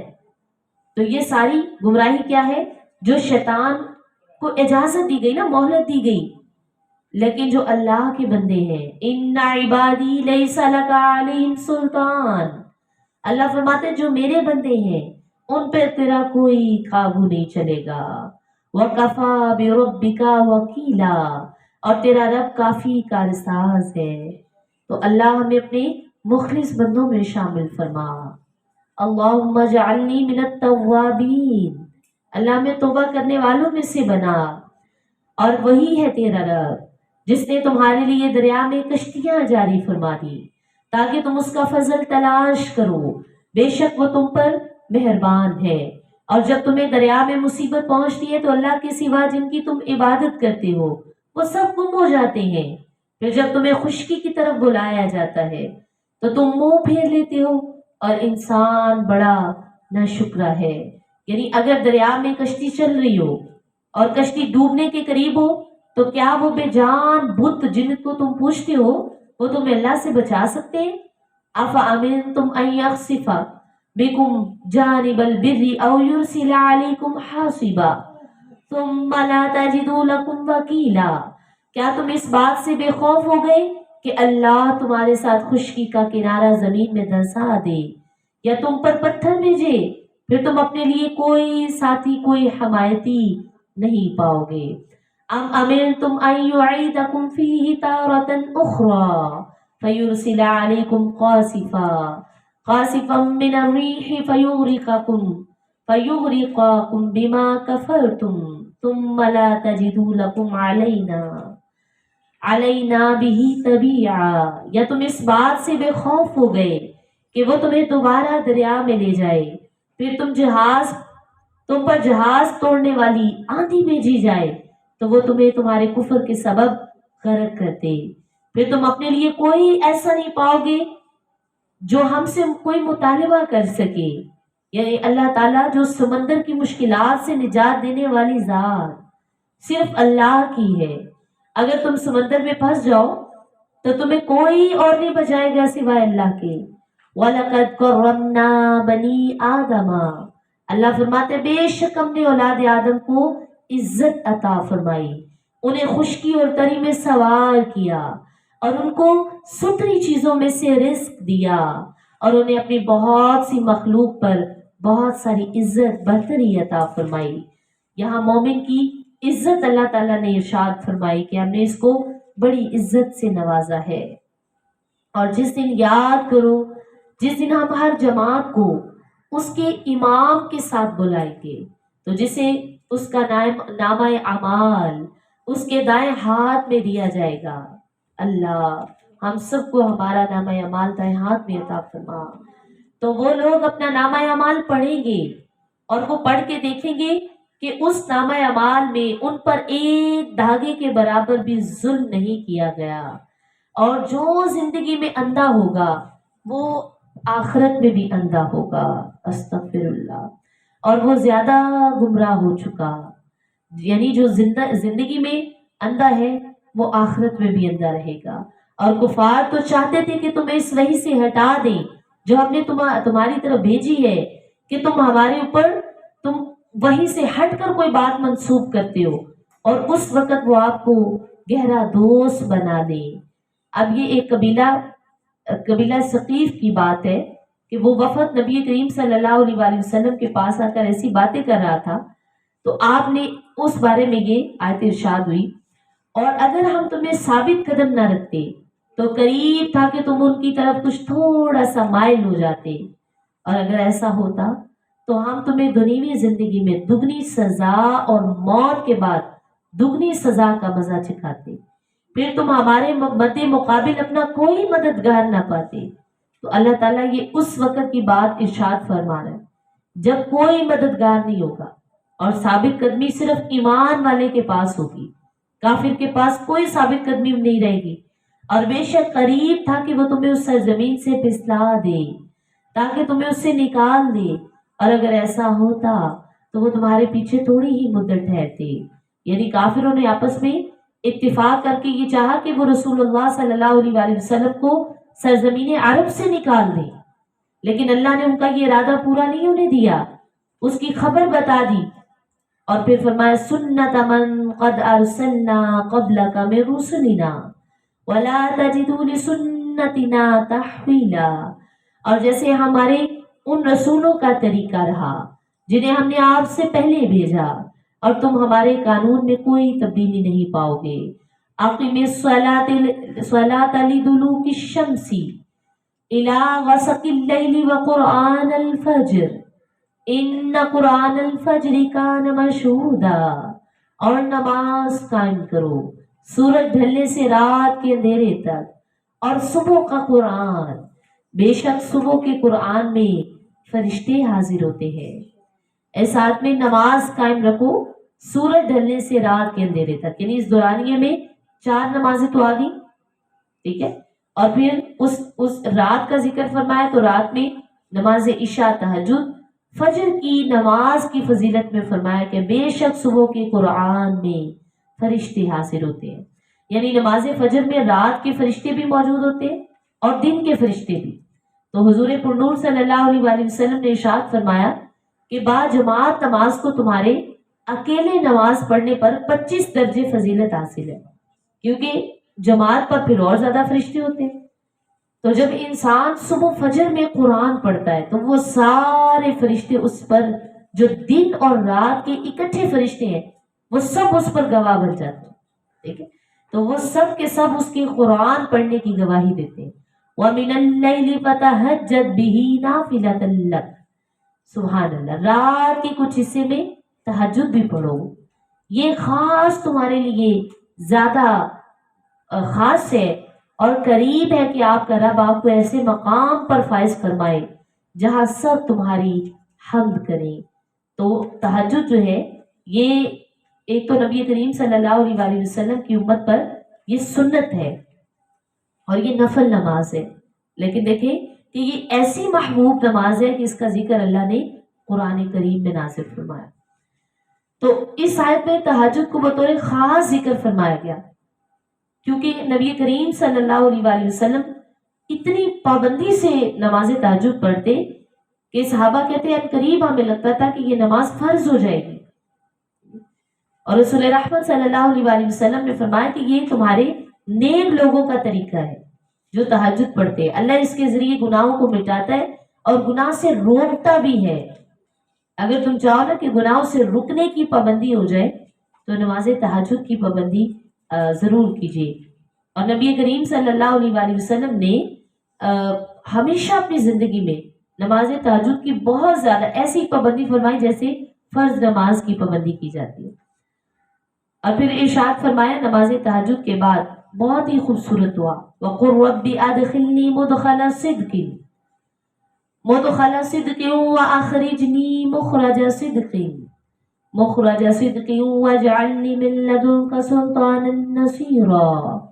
اے حبیب یوں عرض کرو کہ اے میرے رب مجھے پسندیدہ طریقے سے داخل فرما اور مجھے پسندیدہ طریقے سے نکال دے، اور میرے لیے اپنی طرف سے مددگار قوت بنا دے۔ یہ آیت مبارکہ ایک دعا سکھائی گئی ہے، اس کے بہت سے مطلب، بہت سے معنی مفسرین نے بیان کیے ہیں، یعنی جہاں بھی آپ عزت کی جگہ پر داخل ہو یا اپنے گھر میں داخل ہو، جہاں آپ چاہتے ہیں کہ مجھے عزت سے نوازا جائے، مجھے رحمت سے نوازا جائے، میرے لیے سب خیر ہی خیر ہو، تو وہاں آپ کی دعا پڑھ کر داخل ہو۔ اور پھر اگر کہیں سے نکلنے لگے، باہر جانا ہو، تو وہاں سے بھی یہ پڑھ کر دعا نکلے تاکہ آپ عزت اور خیریت سے نکلے۔ تو یہ ایک قول یہ ہے کہ جب نبی پاک صلی اللہ علیہ وآلہ وسلم مکہ سے مدینہ کی طرف آئے تو آپ نے یہ دعا پڑھی، تاکہ اس میں کیا تھا کہ، اور ایک قول یہ ہے کہ سرکار نے فرمایا کہ مجھے مدینہ طیبہ میں پسندیدہ داخلہ اللہ عطا فرمائے، کہ آپ کو مدینہ بھی بہت پسند تھا، اور مکہ مکرمہ سے میرا نکلنا صدق کے ساتھ کرتے، تو آپ جب مکہ سے نکلے تو مدینہ کی طرف جانے کی یعنی پسندیدگی کے ساتھ داخل ہونے کی دعا، اور مکہ سے اچھے طریقے سے نکلنے کی دعا، تاکہ اس سے آپ کا دل غمگین نہ ہو، اور آپ کے لیے سب وہاں یہاں سے نکلنے کی خیر اور وہاں داخل ہونے کی خیر عطا ہو۔ تو یہ بہت ہی خوبصورت دعا ہے، جسے ضرور یاد کریں، ہائی لائٹ کر لیں۔ وَقُلْ جَاءَ الْحَقُّ وَزَهَقَ الْبَاطِلُ إِنَّ الْبَاطِلَ كَانَ زَهُوقًا، اور آپ فرما دیجئے حق آ گیا اور باطل مٹ گیا، بے شک باطل کو مٹنا ہی تھا۔ اور وَنُنَزِّلُ مِنَ الْقُرْآنِ مَا هُوَ شِفَاءٌ وَرَحْمَةٌ لِّلْمُؤْمِنِينَ وَلَا يَزِيدُ الظَّالِمِينَ إِلَّا خَسَارًا، اور ہم نے قرآن میں وہ چیز اتارتے ہیں جو ایمان والوں کے لیے شفا، ایمان والوں کے لیے رحمت، اور اس سے ظالموں کو خسارہ ہی خسارہ پہنچتا ہے۔ قرآن شفا ہے، اس سے ظاہری باطنی امراض اور گمراہی اور جہالت کے امراض اللہ دور کرتا ہے، اور باطل عقائد اور برے اخلاق جو ہیں وہ قرآن پڑھنے سے دور ہوتے ہیں۔ اور فرمایا کہ اس میں قرآن شفا ہے، قرآن ہدایت ہے، اندھیرے میں روشنی قرآن عطا فرماتا ہے۔ وَإِذَا أَنْعَمْنَا عَلَى الْإِنسَانِ أَعْرَضَ وَنَأَىٰ بِجَانِبِهِ وَإِذَا مَسَّهُ الشَّرُّ كَانَ يَئُوسًا، اور جب ہم انسان پر احسان کرتے تو وہ منہ پھیر لیتا ہے اور اپنی طرف سے دور ہٹ جاتا ہے، جب اسے برائی پہنچتی ہے تو وہ مایوس ہو جاتا ہے۔ یعنی جب بندے کو صحت، مال، جان، اولاد میں وسعت ملتی ہے تو وہ اللہ کے ذکر سے، دعا سے، شکر سے دور ہو جاتا ہے، اور جب پھر اسے کوئی برائی پہنچے، اولاد کی طرف سے کوئی غم، کوئی حادثہ، کوئی تکلیف، اور یا کسی بھی طرح کی صحت میں کمی، تو وہ پھر اللہ کے حضور آہوزاری کر کے دعائیں کرتا ہے، تو اور پھر جب دعا قبول نہیں ہوتی تو پھر وہ مایوس ہو جاتا ہے۔ تو اللہ تعالیٰ نے یہاں بتایا کہ یہ مومن بندے کا حال نہیں ہے، بلکہ وہ جو کہ جس نے ایمان تو قبول کیا ہے لیکن خوشحالی میں وہ اللہ کی جو ہے اللہ کو بھول جاتا ہے، اور غم میں وہ اللہ کو یاد کرنے لگتا ہے۔ اور تم فرماؤ سب اپنے اپنے انداز پر کام کرتے ہیں تو تمہارا رب اسے خوب جانتا ہے جو زیادہ ہدایت کے راستے پر ہے۔ وَيَسْأَلُونَكَ عَنِ الرُّوحِ قُلِ الرُّوحُ مِنْ أَمْرِ رَبِّي وَمَا أُوتِيتُم مِّنَ الْعِلْمِ إِلَّا قَلِيلًا، اور تم سے روح کے متعلق پوچھتے ہیں تو آپ فرما دیجئے روح میرے رب کے حکم سے ایک چیز ہے، اور اے لوگوں تمہیں بہت تھوڑا علم دیا گیا ہے۔ حضرت عبداللہ بن مسعود فرماتے کہ میں مدینہ منورہ کے غیر آباد حصے میں نبی پاک صلی اللہ علیہ وآلہ وسلم کے ساتھ چل رہا تھا، تو آپ چلتے ہوئے ایک چھڑی سے ٹیک لگاتے تھے، اور اس دوران یہودیوں کے گروہ کے پاس سے جب گزر رہے تھے تو ان میں سے بعض افراد نے سرکار صلی اللہ علیہ وآلہ وسلم سے پوچھا کہ روح کے بارے میں ہمیں کچھ بتائیں کہ روح کیا ہے، تو دوسرے بعض افراد نے کہا کہ ان سے نہ دریافت کرو کیونکہ ہو سکتا ہے کہ وہ کوئی ایسی بات کہہ دیں جو تمہیں پسند نہ آئے، ٹھیک ہے۔ تو یہاں پر انہوں نے بتایا کہ نہیں، ابو القاسم حضور سے مخاطب ہوئے، آپ ہمیں بتائیں کہ روح کیا ہے۔ تو حضرت عبداللہ بن مسعود کہتے ہیں وہ جو بار بار یہ پوچھتے رہے، کوئی کہتا پوچھ لے، کوئی کہتا نہ پوچھے، تو نبی کریم صلی اللہ علیہ وآلہ وسلم خاموش ہو گئے۔ تو پھر میں نے کہا، حضرت عبداللہ بن مسعود کہتے کہ آپ کی طرف وحی کی جا رہی ہے، اس لیے میں کھڑا رہا، اور جب یہ کیفیت ختم ہوئی تو پھر یہ آیات نازل ہوئی جن کے بارے میں فرمایا جا رہا ہے کہ وہ سوال کرتے وَيَسْأَلُونَكَ عَنِ الرُّوحِ، وہ جو لوگ تھے وہ پوچھ رہے تھے کہ روح کیا ہے، تو پھر وحی نازل ہوئی قُلِ الرُّوحُ مِنْ أَمْرِ رَبِّي، تو آپ ان سے کہہ دیں یہ روح جو ہے یہ میرے اللہ کی طرف سے ایک حکم ہے، ایک چیز ہے جو تمہیں اللہ نے اپنے علم سے عطا کی ہے، ہاں لیکن تم پوری طرح اس کا شعور نہیں لے سکتے کہ روح کیا چیز ہے، یعنی تمہیں اس کا شعور نہیں آ سکتا۔ اور پھر فرمایا اگر ہم چاہتے تو ہم جو آپ کی طرف وہی بھیجتے ہیں اسے لے جاتے، پھر تم اپنے لیے میرے حضور کو کوئی وکیل نہ پاتے مگر تمہارے رب کی رحمت ہی ہے، بے شک تمہارے رب کے اوپر اس کا بڑا فضل ہے۔ اور اگر آپ فرما دیجئے اگر آدمی اور جن سب اس بات پر متفق ہو جائیں کہ اس قرآن کی مانند لے آئیں تو اس کا کوئی مثل نہیں لا سکتے، اگرچہ ان میں ایک کا دوسرا مددگار بھی ہو جائے تو ایسا قرآن نہیں بنا سکیں گے۔ اور بے شک ہم نے لوگوں کے لیے اس قرآن میں طرح طرح کی مثالیں بیان فرمائی ہیں اور اکثر لوگ نہ شکری کے علاوہ کچھ نہیں کرتے۔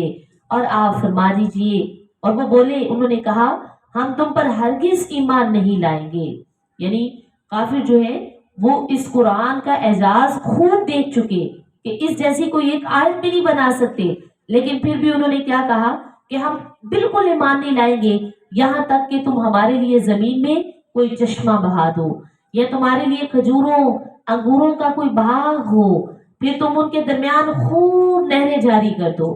اچھا یہاں اللہ تبارک و تعالیٰ نے ان کافروں کی عادت بتائی ہے کہ وہ کافر اتنے ڈیٹ اور سرکش ہیں کہ اگر آپ ان کے لیے زمین میں کوئی چشمہ بہا دیں، اس میں کھجور انگور کے باغ لگا دیں، وہ دیکھ کے پھر بھی نہیں مان لائیں گے۔ یا آپ ان پر آسمان ٹکڑے ٹکڑے کر کے گرا دو جیسا تم نے کہا، یا اللہ اور فرشتوں کو ہمارے سامنے لے آؤ، انہوں نے یہ بھی کہا، یا آپ ان کے لیے کچھ سونے کا گھر ہو اور آسمان پہ سیڑھیاں رکھ کے وہ آپ ان کو آسمان پہ بھی چڑھ کے دکھا دیں گے تو وہ پھر بھی کیا کہیں گے؟ انہوں نے کہا کہ ہم پھر بھی ہرگز ایمان نہیں لائیں گے۔ تو جب تک ہم پر ایک کتاب نہ اتارو جو ہم پڑھیں تو آپ فرمائیں میرا رب پاک ہے، میں تو صرف اللہ کا بھیجا ہوا ایک آدمی ہوں۔ انہوں نے کہا ہمیں ایک اور کتاب لا کر دکھائیں، ہمیں آسمان پر چڑھ کے دکھائیں، یہ سارا کچھ، تو فرمائے یہ عذر ہے، یہ بہانے ہیں۔ دراصل بات تو پہلے گزر چکی نا کہ ختم اللہ علی قلوبہم وعلی سمعہم وعلی ابصارہم، یہ مہر لگی ہوئی ہے۔ اب چاہے آپ ان کو آسمان پہ بھی چڑھ کے دکھا دیں گے تو وہ آپ پر ایمان لانے والے نہیں ہیں۔ اور لوگوں کو ایمان لانے سے ان کے پاس ہدایت آ جانے کے بعد اسی بات نے منع کر رکھا ہے کہ وہ کیا کہتے ہیں کہ اللہ ایک آدمی کو رسول بنا کر بھیجا ہے۔ وہ کیوں ایمان نہیں لا رہے؟ صرف تکبر، اس کے پیچھے کیا ہے؟ ایک ریزن کہ وہ کہتے ہیں ایک آدمی ہم پہ رسول بن گیا۔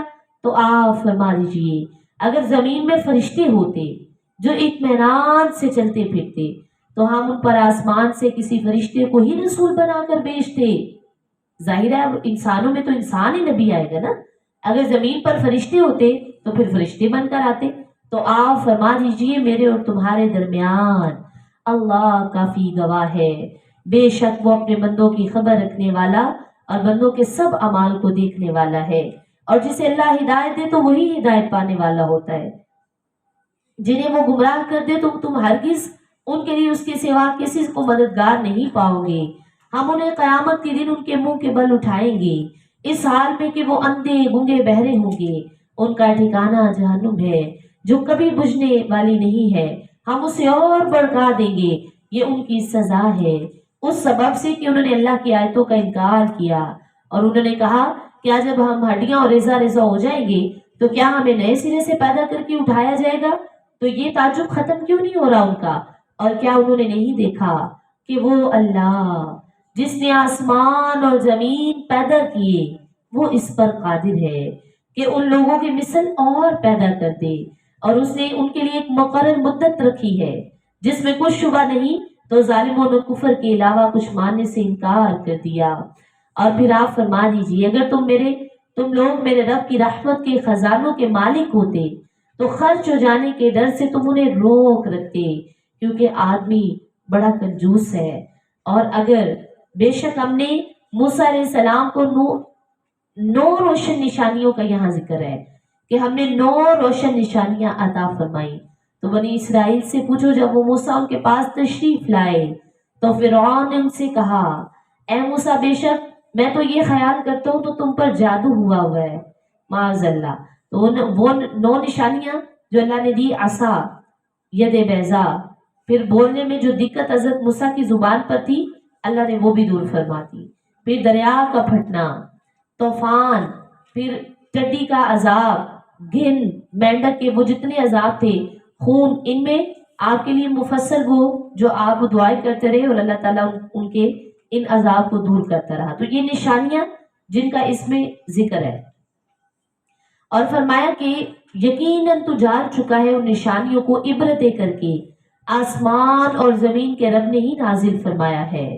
اور اے فرعون، میں یہ گمان کرتا ہوں کہ تو ضرور ہلاک ہونے والا ہے۔ تو فرعون نے چاہا کہ ان بنی اسرائیل کو زمین سے نکال دے، تو ہم نے اسے اور اس کے ساتھیوں کو سمندر میں غرق کر دیا، اور اس کے بعد ہم نے بنی اسرائیل سے فرمایا اس سرزمین میں سکونت اختیار کرو، پھر جب آخرت کا وعدہ آئے گا تو ہم تم سب کو جمع کر کے لائیں گے۔ اور ہم نے قرآن کو حق ہی کے ساتھ اتارا اور حق کے ساتھ ہی یہ اترا، ہم نے تمہیں نہیں بھیجا مگر خوشخبری اور ڈر سنانے والا نبی بنا کر بھیجا، اور قرآن کو ہم نے جدا جدا کر کے نازل کیا تاکہ اسے لوگوں پر ٹھہر ٹھہر کر پڑھو، اور ہم نے اسے تھوڑا تھوڑا کر کے نازل کیا۔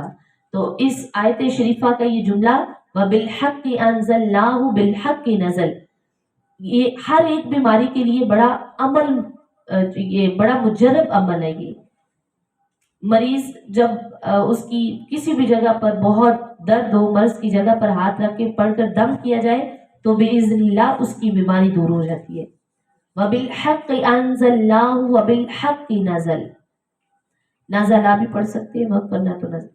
تو یہ بہت، اس میں اللہ تبارک و تعالیٰ نے قرآن کریم کو حق کے ساتھ نازل فرمایا، اور 23 سال کے عرصہ میں تھوڑا تھوڑا، تاکہ اسے پڑھا بھی تھوڑا یعنی آسانی سے جائے کہ مضامین اس کے سننے والوں کو ذہن نشین ہوتے رہیں۔ تو یہ قرآن پاک کا اعجاز ہے کہ اس کو جو ہے وہ گریجولی نازل کیا گیا تاکہ اس کو اچھے طریقے سے پڑھے اور سنیں۔ تم فرماؤ اے لوگوں، تم اس قرآن پر ایمان لاؤ یا نہ لاؤ، بے شک جن لوگوں کو اس سے پہلے علم دیا گیا جب ان کے سامنے اس کی تلاوت کی جاتی ہے تو وہ اپنی ٹھوڈی کے بل سجدے میں گر پڑتے ہیں، اور وہ کیا کہتے ہیں، وَيَقُولُونَ سُبْحَانَ رَبِّنَا إِن كَانَ وَعْدُ رَبِّنَا لَمَفْعُولًا۔ یہ بہت پیاری آیات اور آیت سجدہ بھی ہے۔ وَيَخِرُّونَ لِلْأَذْقَانِ يَبْكُونَ وَيَزِيدُهُمْ خُشُوعًا، اور وہ کہتے ہیں ہمارا رب پاک ہے، بے شک ہمارے رب کا وعدہ پورا ہونے والا ہے، اور وہ روتے ہوئے جب قرآن سنتے ہیں تو روتے ہوئے ٹھوٹی کے بل گرتے ہیں، اور یہ قرآن ان کے دلوں کو جھکنے کو اور بڑھا دیتا ہے، یعنی ان کی عاجزی میں اور زیادہ اضافہ کر دیتا ہے۔ تو قرآن کی تلاوت کے وقت رونا مستحب ہے۔ نبی کریم صلی اللہ علیہ وآلہ وسلم نے ارشاد فرمایا بے شک یہ قرآن حزن کے ساتھ اترا ہے، اس لیے جب تم اسے پڑھو اگر رو نہ سکو تو رونے جیسی شکل ضرور بنا لو تاکہ تم اس حکم میں شامل ہو جاؤ۔ قُلِ ادْعُوا اللَّهَ أَوِ ادْعُوا الرَّحْمَٰنَ، تو اللہ کہہ کر پکارو، اللہ کہہ کر پکارو، یا رحمان کہہ کے پکارا کرو، ایامن تدعو فلہ الاسماء الحسنى، تو جو کہہ کر پکارو سب اللہ کے بہت پیارے پیارے نام ہیں، تو اللہ کے ناموں سے اللہ کو بلایا، یعنی دعا میں اللہ کے نام پڑھا کرو۔ وَلَا تَجْهَرْ بِصَلَاتِكَ وَلَا تُخَافِتْ بِهَا وَابْتَغِي بَيْنَ ذَلِكَ سَبِيلًا، اور اپنی نماز میں نہ آواز زیادہ بلند کرو نہ بالکل آہستہ کر دو، اور دونوں کے درمیان کا راستہ تلاش کرو۔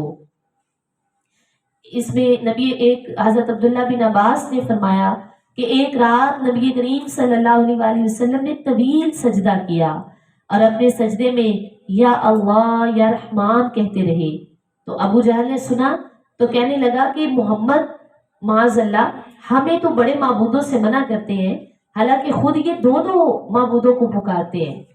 تو اللہ تبارک و تعالیٰ نے اس کے جواب میں یہ آیات نازل کی، فرمایا اللہ رحمان یہ سب ایک اللہ کے ہی نام ہے، اور اللہ کے اور بھی بہت اچھے اچھے جو 99 نام معروف ہیں، وہ بہت اچھے اچھے نام ہیں، اور ایک مسلمان جب اپنے رب کو بلائے تو وہ ان تمام ناموں سے اپنے رب کو بلا سکتا ہے، بلکہ دعا اچھے اچھے ناموں سے کرنی چاہیے۔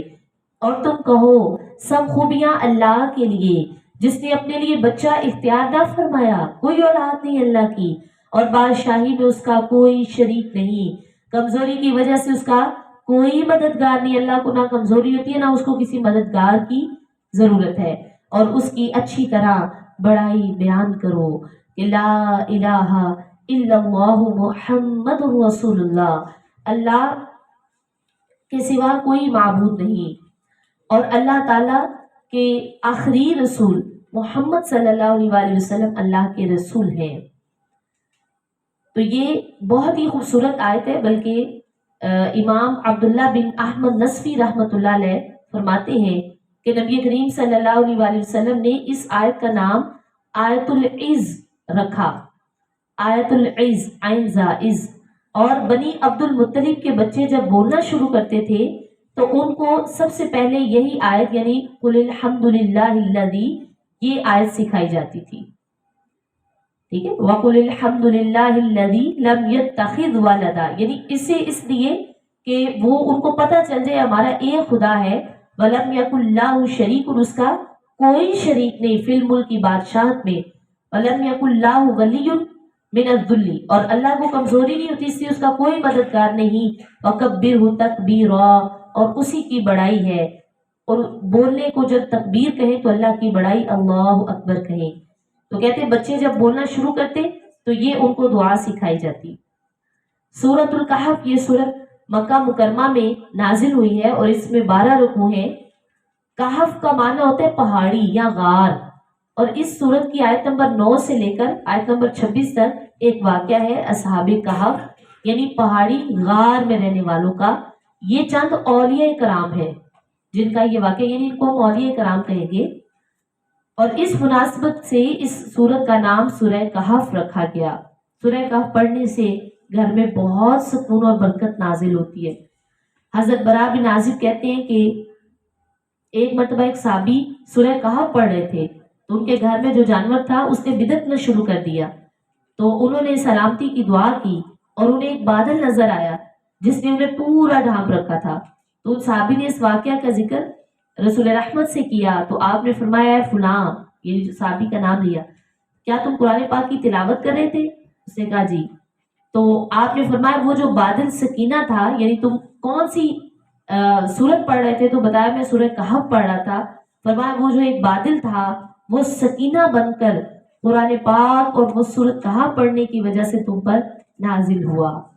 اور رسول کریم صلی اللہ علیہ وآلہ وسلم نے ارشاد فرمایا جو سورہ کہف کی ابتدائی 10 آیات یاد کرے گا وہ دجال کے فتنے سے ہمیشہ محفوظ رہے گا۔ اور جمعہ کے دن سورہ کہف جو تلاوت کرے، رسول رحمت فرماتے ہیں کہ آئندہ جمعے کے لیے، جمعہ تک کے لیے اس کے لیے اللہ ایک خاص نور کی روشنی تیار کر دیتا ہے، یعنی ایک جمعہ پڑھے تو اگلے جمعہ تک وہ اللہ تعالیٰ کے حکم سے ایک خاص نور کی جو ہے سما میں رہتا ہے، روشنی میں، اور اللہ تبارک و تعالیٰ کی رحمت اس کو میسر آتی ہے۔ تو آغاز اس کا کرتے ہیں اللہ کے نام سے شروع جو نہایت مہربان رحمت والا ہے۔ تمام تعریفیں اس اللہ کے لیے جس نے اپنے بندے پر کتاب نازل فرمائی۔ الحمدللہ الذی انزل علی عبدہ الکتاب ولم یجعل لہ عوجا، اور اس نے تمام تعریفیں اللہ کے لیے جس نے اپنے بندے پر کتاب نازل فرمائی اور اس کتاب میں کوئی ٹیڑھ نہیں رکھا۔ قیما لینذر بأسا شدیدا من لدنہ ویبشر المؤمنین الذین یعملون الصالحات ان لهم اجرا حسنا ماکثین فیہ ابدا وینذر الذین قالوا اتخذ اللہ ولدا، لوگوں کی مصلحتوں کو قائم رکھنے والی نہایت معتدل کتاب، تاکہ اللہ کی طرف سے سخت عذاب سے ڈرائے، اچھے اعمال کرنے والے مومنوں کو خوشخبری دے، ان کے لیے اچھا ثواب ہے جس میں وہ ہمیشہ رہیں گے۔ اور یہ کتاب ان لوگوں کو ڈراتی ہے جو کہتے ہیں کہ اللہ نے کوئی اولاد بنا رکھی ہے، اور اس بارے میں نہ تو وہ کچھ علم رکھتے ہیں اور نہ ان کے باپ دادا۔ تو کتنا بڑا بول ہے جو ان کے منہ سے نکلتا ہے، اور وہ بالکل جھوٹ کہتے ہیں۔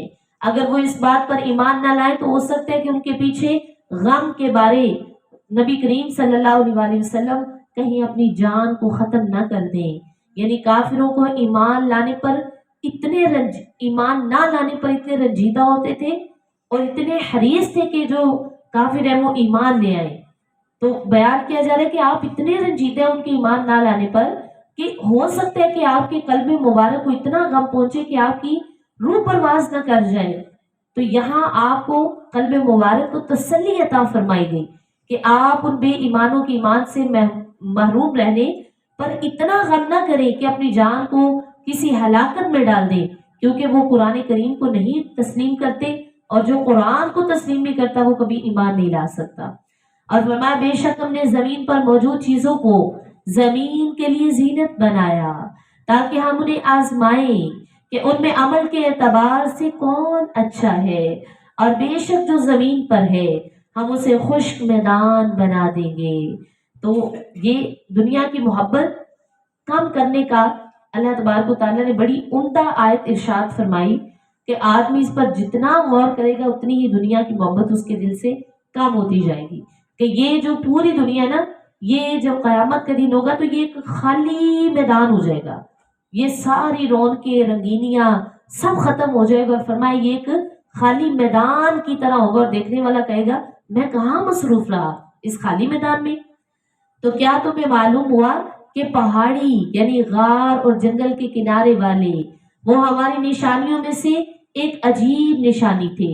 جب ان نوجوانوں نے ایک غار میں پناہ لی پھر کہنے لگے وَقَالُوا رَبَّنَا آتِنَا مِن لَدُنْكَ رَحْمَةً وَهَيِّئْ لَنَا مِنْ أَمْرِنَا رَشَدًا، پھر انہوں نے کیا کہا ہے ہمارے رب ہمیں اپنے پاس سے رحمت عطا فرما اور ہمارے لیے ہمارے معاملے میں ہدایت کے اسباب مہیا فرما۔ یہاں سے اصحاب کہف کا واقعہ شروع ہوا۔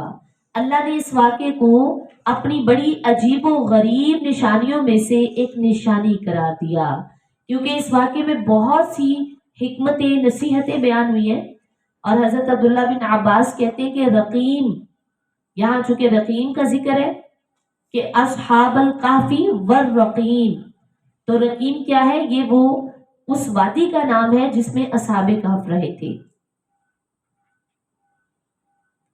اور اصحاب کہف کا جو واقعہ ہے وہ شاید حضرت عیسیٰ کے بعض مفسرین کہتے ہیں کہ حضرت عیسیٰ کے آسمان پر تشریف لے جانے کے بعد رونما ہوا تھا، اور بعض کہتے ہیں کہ یہ واقعہ حضرت عیسیٰ سے یعنی آسمانوں پر اٹھائے جانے سے پہلے کا ہے۔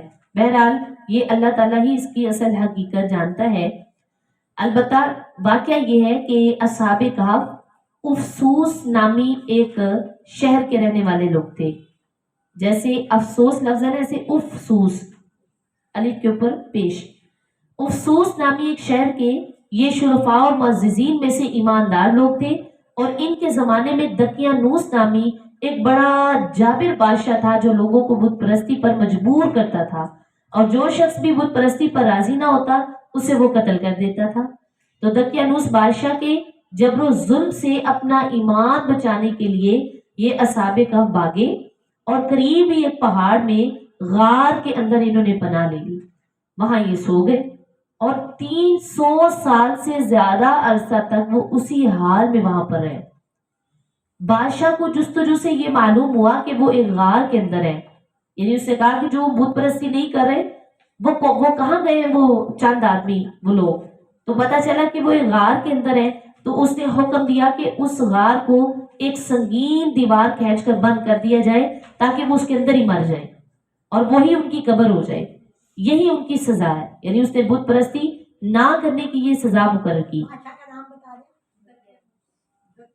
حکومتی عملے میں سے یہ کام جس کے سپرد کیا گیا تھا وہ ایک بڑا نیک آدمی تھا، جس کو کہا نا وہ دیوار بنانی ہے، تو وہ ایک نیک آدمی تھا۔ اس نے ان اصحاب کے نام یعنی وہ حکم تو اس نے پورا کرنا تھا نا، دیوار بنانی تھی، لیکن اس نے اچھا کام یہ کیا کہ اس دیوار کو بنانے سے پہلے جو اس کے اندر تھے ان کے نام، ان کی تعداد اور پورا واقعہ اس نے یعنی لکھ کر اس تختی پر کندہ کرا کے تانبے کے صندوق میں وہ دیوار کی بنیاد کے اندر اس نے وہ تختیاں رکھ دی، تاکہ جب بھی کبھی یہ دیوار کھولی جائے تو پتہ چل جائے کہ اس کے اندر یہ کون سے لوگ دفن ہیں. اس کو تو یہ لگا کہ یہ دفن ہو گئے. کچھ عرصہ بعد دقیانوس جو ہے یہ ہلاک ہو گیا. زمانے گزرے، سلطنتیں بدل گئی، یہاں تک کہ کئی زمانے 300 سال کا طویل عرصہ گزرا اور اس سے بھی زیادہ یعنی وہ وقت گزرتا رہا.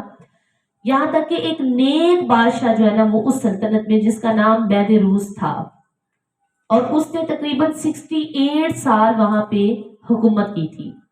اس کے دور حکومت میں سب لوگ مسلمان ہو گئے تھے، لیکن کچھ لوگوں کے اندر فرقہ واریت ہو گئی.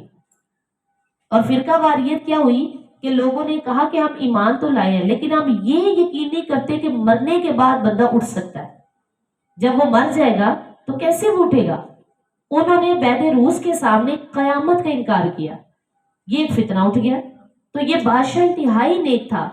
یہ اپنے کمرے میں آیا، اس نے بڑی گریہ وزاری کی، بہت رویا، اور اس نے کہا اللہ یہ لوگ ایمان تو لے آئے لیکن انہوں نے تیری ایک ایسی بات کا انکار کیا ہے جو حق ہے. تو میں کہتا ہوں کہ کوئی ایسی نشانی عطا کر دے کہ یہ لوگ اسے دیکھیں اور ان کو قیامت کے آنے پر یقین حاصل ہو جائے. یہ وہ دعائیں مانگ رہا تھا اور رو رہا تھا، گریہ وزاری کر رہا تھا کہ میری قوم کے اندر تو فتنہ پھیل جائے گا. کچھ کہیں گے ہم آخرت پر ایمان رکھتے ہیں، کچھ کہیں گے نہیں رکھتے. تو اس زمانے میں ایک شخص نے کیا کیا، اللہ تعالیٰ نے اب اس کی دعا قبول کر لی. وہ بادشاہ تھا نا، دعا کر رہا تھا، دعا قبول کر لی. تو دوسری طرف ایک شخص نے اپنی بکریوں کے آرام کی جگہ کے لیے، اس نے دیکھا کہ یہ غار بڑی اچھی ہے، بڑی اچھی سپیس پر ہے اور یہاں میری بکریاں آرام بھی بہت اچھی طرح سے کر سکیں گی. تو اس نے کیا کیا کہ کچھ لوگوں کو ساتھ میں لا کے وہ دیوار گرا دی. اس نے کہا یہ دیوار گرے گی تو یہاں اندر غار کے اندر جو ہے نا وہ میری بکریاں بڑے اچھے طریقے سے آرام کر لیں گی.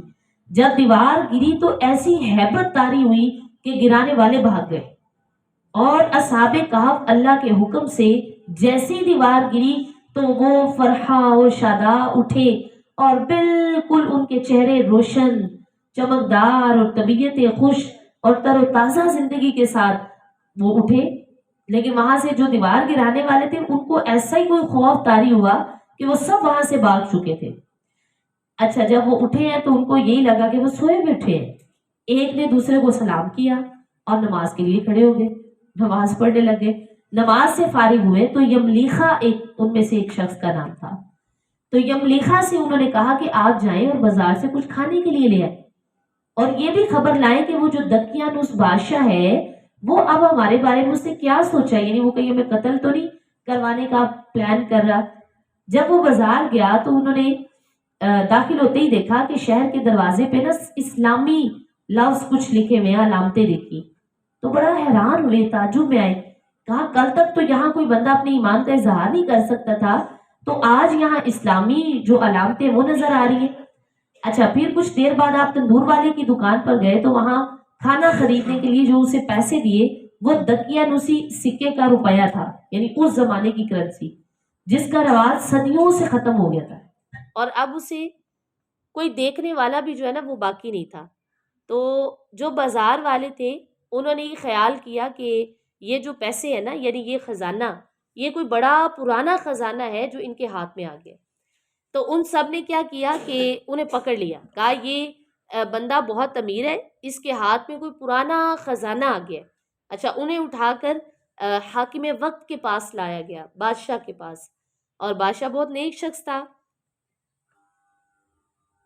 تو بادشاہ نے یہ پوچھا کہ آپ کے پاس یہ خزانہ کہاں سے آیا؟ یہ کرنسی اس دور کی نہیں ہے، یہ کرنسی کسی پرانے زمانے کی ہے، تو یہ بتائیں کہ آپ کو کہاں سے یہ خزانہ ملا؟ کہا نہیں خزانہ تو نہیں ملا، یہ تو میرا اپنا ایک پیسہ ہے میرے پاس. تو حاکم نے کہا کہ یہ بات ہمیں قابل یقین نہیں، کیونکہ یہ جو سکہ آپ دکھا رہے ہیں اس پر 300 سال سے زیادہ کا یعنی ایک وقت لکھا ہوا ہے. تو آپ نوجوان ہیں، ہم بوڑھے ہیں، یعنی ہم بوڑھے اور ہم نے کبھی یہ سکہ دیکھا ہی نہیں. تو آپ نے فرمایا اچھا ٹھیک ہے، یہ حل ہو سکتا ہے ایک بات سے، اگر جو میں پوچھوں تم لوگ سچ سچ بتاؤ گے. یعنی وہ یملیخا نے کہا. تو بادشاہ نے کہا جی پوچھے. انہوں نے کہا وہ جو دقیانوس بادشاہ ہے اس کا اب ہمارے بارے میں کیا خیال ہے؟ تو یہ جو حاکم ہے اس نے کہا کہ آج پوری روئے زمین پر ایسے نام کا کوئی بادشاہ نہیں. ہاں سینکڑوں برس پہلے ایک بے ایمان بادشاہ اس نام کا گزرا ہے، تو آپ نے فرمایا نہیں، یہ تو کل ہی کی بات ہے کہ اس کے خوف سے ہم اپنی جان بچا کر ایک غار میں داخل ہوئے تھے، اور ہم ایک تھوڑے عرصے کی یہ بات ہے، ٹھیک ہے۔ تو انہوں نے کہا کہ نہیں، آپ جو ہے نا، اب مجھے یہ اس طرح سے وہ حل ہو گیا کہ اچھا یہ کل کی بات ہے۔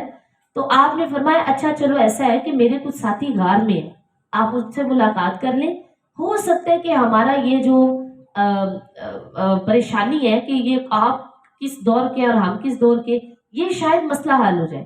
اچھا ادھر اصحاب کہف یملیخا کے انتظار میں تھے کہ وہ کھانا لے کر آئیں اور ہم جو ہے وہ کھانا کھائیں۔ تو جب وہاں دیکھا کہ ایک شور پیدا ہو گیا، یعنی جو غار ہے اس کے باہر، تو ان لوگوں کو سمجھ آ گئی کہ شاید جو دقیانوسی بادشاہ ہے اس نے یملیخا کو دیکھ لیا ہے، اور وہ فوجیں لے کر نا وہاں پر پہنچ گئے۔ تو یہ باقی جو سابق آپ تھے، انہوں نے دقیانوسی بادشاہ کے آنے، یعنی ان کو لگا وہ بادشاہ ہے، اور اس خوف سے انہوں نے اللہ کی حمد پڑھنا شروع کر دی، اللہ کی حمد میں مشغول ہو گئے۔ اتنے میں وہ جو نیک بادشاہ ہے وہ اور وہ سارے لوگ یملیخا کے ساتھ اس غار پہ پہنچے۔ تو وہ جب آمنا سامنا ہوا تو یملیخا نے سارا قصہ جو ہے وہ اپنے ساتھیوں کو بتایا، اور ان کو پھر پتا چلا کہ اچھا ہم اللہ کے حکم سے اتنا طویل عرصہ، یعنی کتنے سال، 300 سال ہم اتنا طویل عرصہ یہاں سوئے رہے ہیں، اور اب اللہ کے حکم سے ہمیں دوبارہ زندہ کیا گیا ہے۔ تو بادشاہ نے وہاں، کیونکہ سارا شہر اکٹھا ہو گیا نا غار کے پاس، تو بادشاہ بھی موجود تھا۔ جب ان حضرات نے خود اپنی زبان سے بتایا کہ ہم اس طرح اپنا ایمان بچانے کے لیے یہاں پر ہم نے پناہ لی تھی، اور 300 سال کے عرصے میں آج ہم دوبارہ زندہ ہوئے، تو جب یہ واقعہ انہوں نے سنا تو وہ سب کے سب شہر والے سجدے میں گر پڑے، اور وہ بادشاہ بھی، اور انہوں نے کہا کہ بے شک اللہ مرنے کے بعد دوبارہ زندہ کر سکتا ہے۔